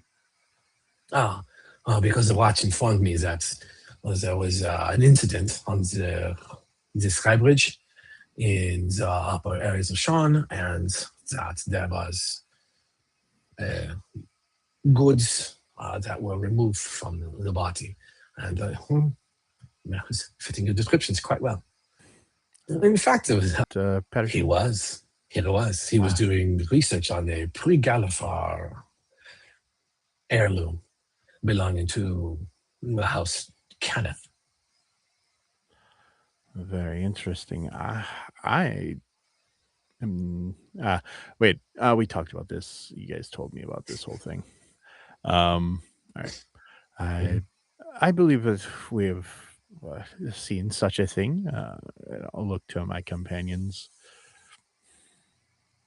Kasimir's just going to say, he's not very good at social situations. He's going to just take a big drink of vodka and just look over and say, what kind of medal was on the front?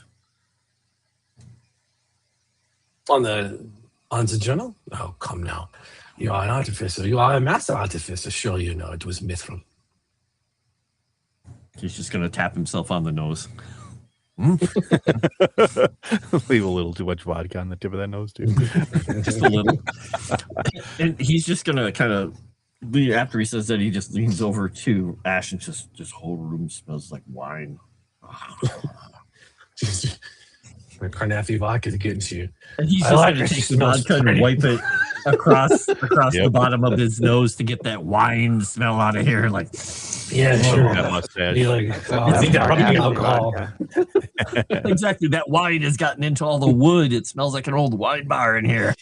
Yeah, my God. So, again, if you allow me to, I can show you how the journal works. I'm quite sure that you have gone to great lengths to understand it. And I'm sure at least one of you, Monsieur Dwarf, you are aware that it requires a key. Mais non? I'll look to I Ash. should make you do a French accent rhythm for the entirety of the game from now on. I'm going to be honest. I've considered doing a French accent, but it's horribly. Mine too, but you chose Andarian. Well, it's horribly difficult to get across sometimes on stream. So it's like I'm gonna just it's fine. A little bit more. It leaves the viewers guessing.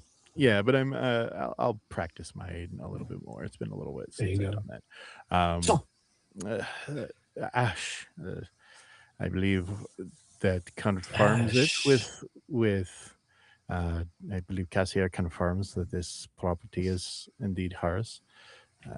If you wouldn't mind turning it over to the very nice and I would say comely lady, and we would all be in a better spot because of it.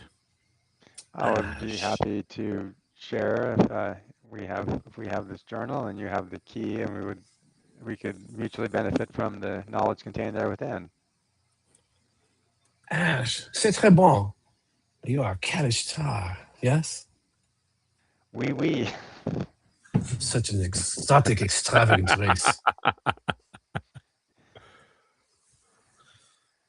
Very well. I will. Did you slide the journal to her?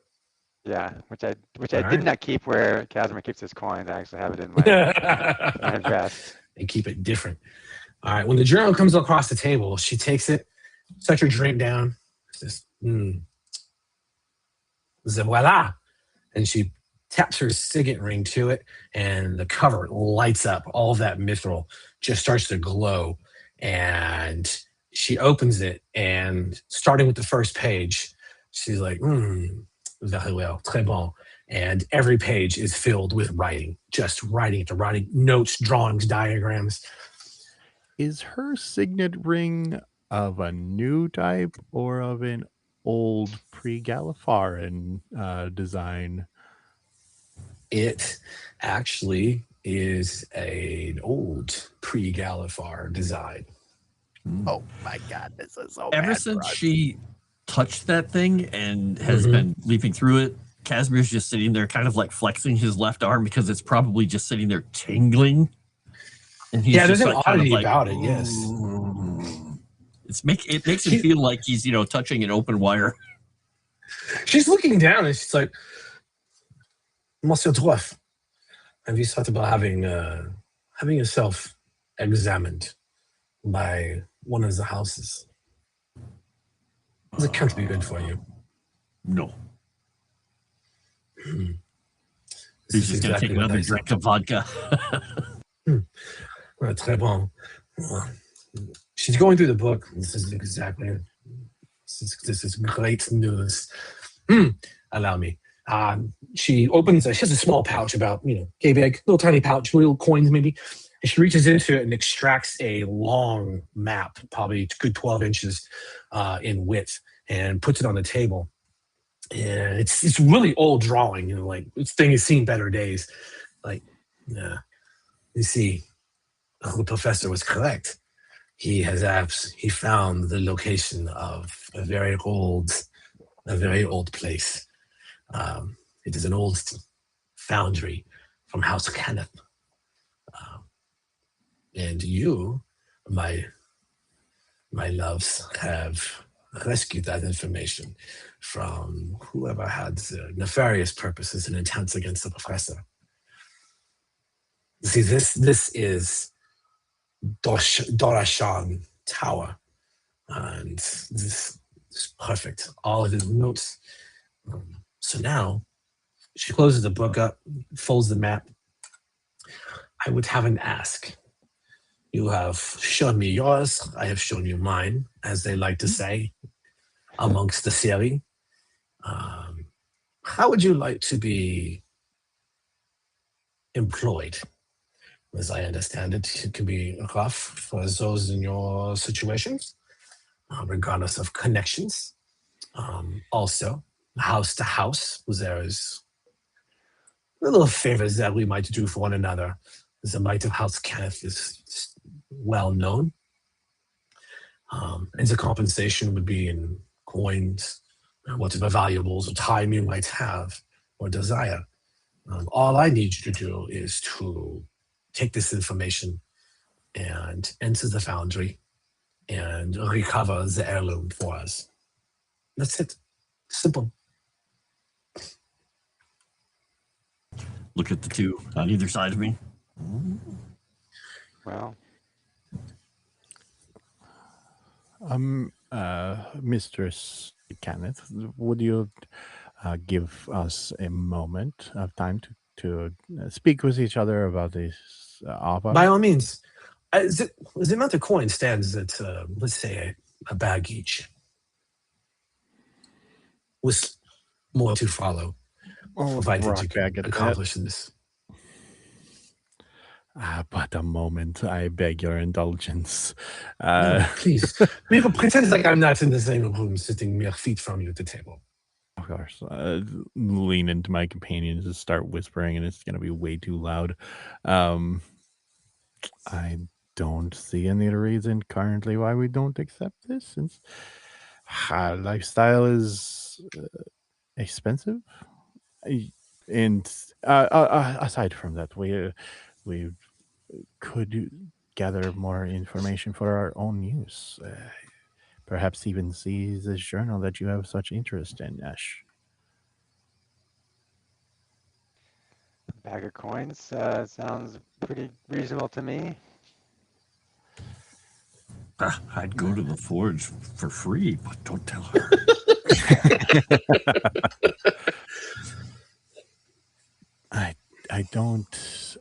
I don't see any reason that our companion Axiom would not be willing to go to this as well.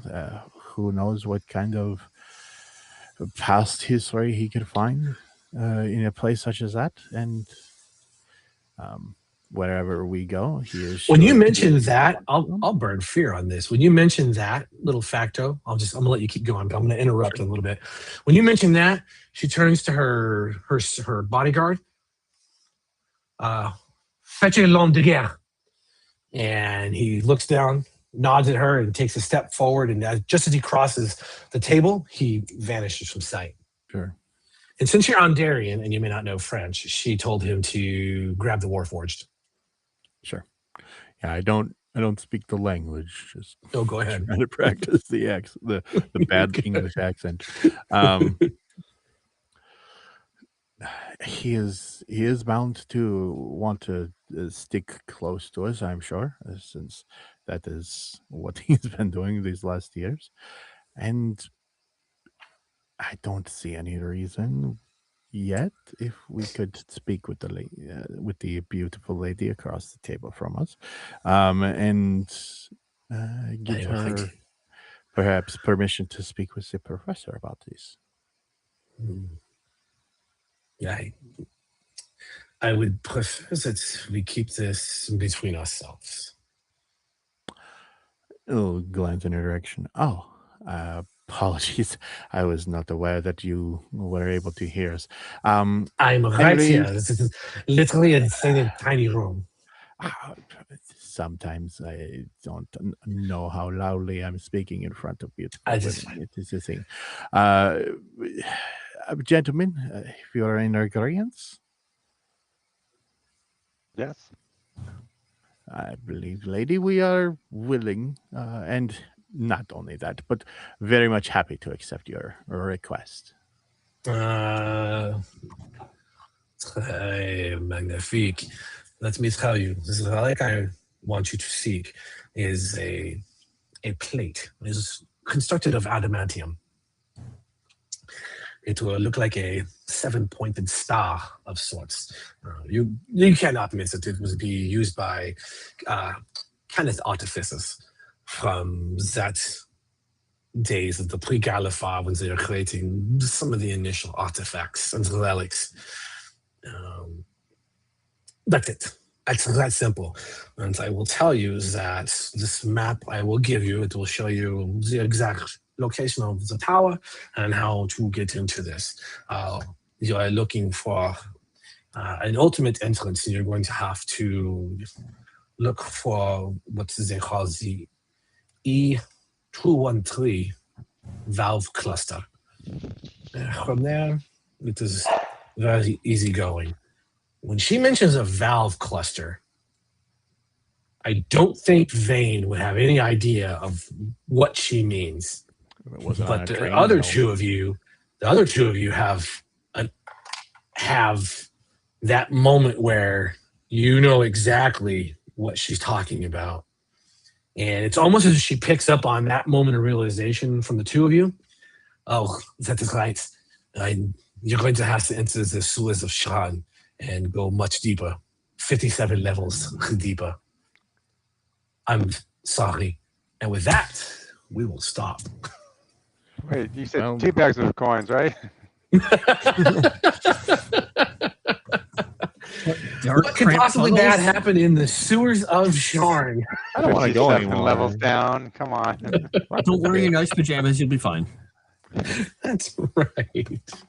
It's not like there's rancid beetles coming out of the sewers last time you guys were there. Awesome. Well. This sounds both awesome and horrifying. Just right up our alley. Hey. Just right up your alley. Hey, I'm totally fine as Kaz. He has low light living. He's fine. Low light living. Low light living. Awesome. God, so yes. No, it's not gonna suck. It's gonna be fun and adventurous. It's gonna be fun and adventurous. Maybe they're all like maybe it's just a bunch of subway tunnels under there, so my railroad training can come in handy. Nope. Oh man, yeah, it's gonna be interestingly rough, but it'll be fun. It'll be a good time. I'm gonna minimize this. Thank you for everyone who's watching. It was fluctuating and awesome on the viewer count. It was dope to see people coming in here and interacting. It was awesome. Thank you guys again for the game. See, we only had to have one small fight that almost got to see death moves. We were so close. So close, man. So one glad more I strike rescued away. that. So glad. Yes, I'm so happy you managed to help out your buddy. Oh, it's great. Yep. Totally. I don't remember. I don't know what you're talking about. I don't remember that part. The three of you make me sick. It's gross. It's gross. You're helping. This is by far the best rivalry like relationship with a PC that I've had in a long time. I love it. Fantastic. But yeah, thank you guys again. It was awesome. Thanks for everyone who tuned in. It was legit. Let's see. We'll close out with we'll go reverse order. We'll go reverse cowgirl. Said Dragon. I'm so glad you called on him first. Wait a minute. Am I no? Yeah. I don't think that's what reverse cowgirl is.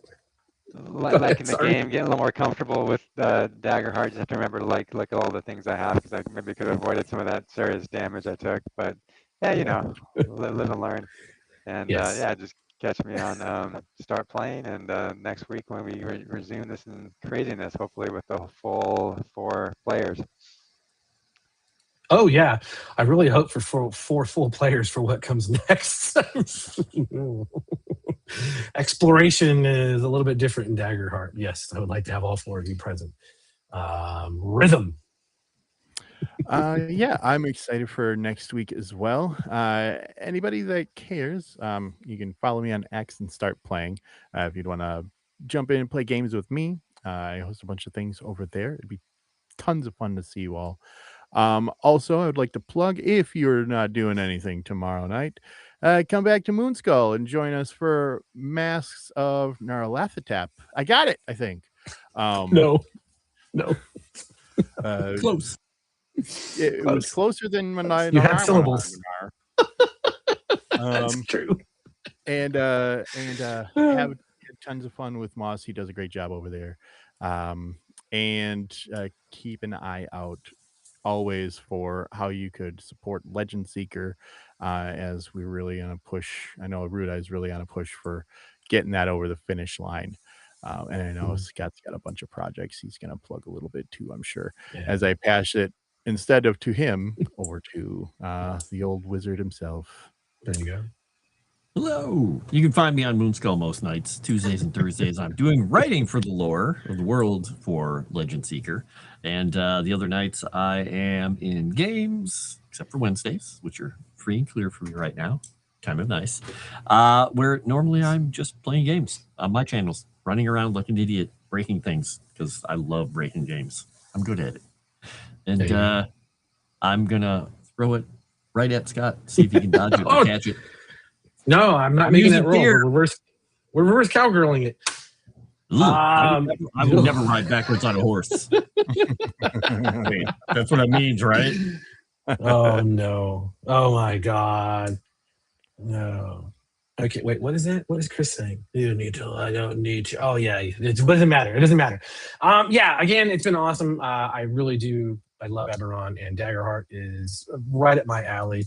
And yeah, like was said earlier, is that we're still getting into the loop of play function, and so not everything is gonna be a vanilla boring ass thing. It just takes a little time to balance out in my head of pulling environment and stuff into like that. And then asking the players more and more questions, because Savage Worlds beat that out of me for a little while. It just is what it is. And yeah, what do I have? I am working on a project. It is a book of campaign frames for Daggerheart. We'll be putting that on Kickstarter here pretty soon, but it's right now it's 13 frames with a possible expansion to 15 or more based on the funding and whatnot, and they cover all genres possible. And so a campaign frame is essentially about 20 pages to give you enough information of how you can take Daggerheart, for instance, and make it into using all the character classes, nothing new. But how do you mold all of this information into, say, using it in my setting of Neon Blood, which is all full cyberpunk? And how does that translate over? And that's really what they're designed to do. And so, yeah, I'm working on that as a pretty massive project. I think it might be close to 400 pages when I get done with it, unfortunately. It's a lot of writing. But yes, that's what I'm busying myself with. I am gone full-fledged. I am a Daggerheart defender, as it can be seen in the tabletop chatter inside of the Moonskull server. And yes, also get Erudai to his reverse cowgirl 69, whatever the hell he's doing with that. Join, support. It's gonna be well worth your time. If there's any inner value to what we do here, yeah, time, talent, treasure. I will steal that from No Agenda. But yes, I fully believe in it, and I think that is everything. Until next week, we out. Thanks, guys. Adios.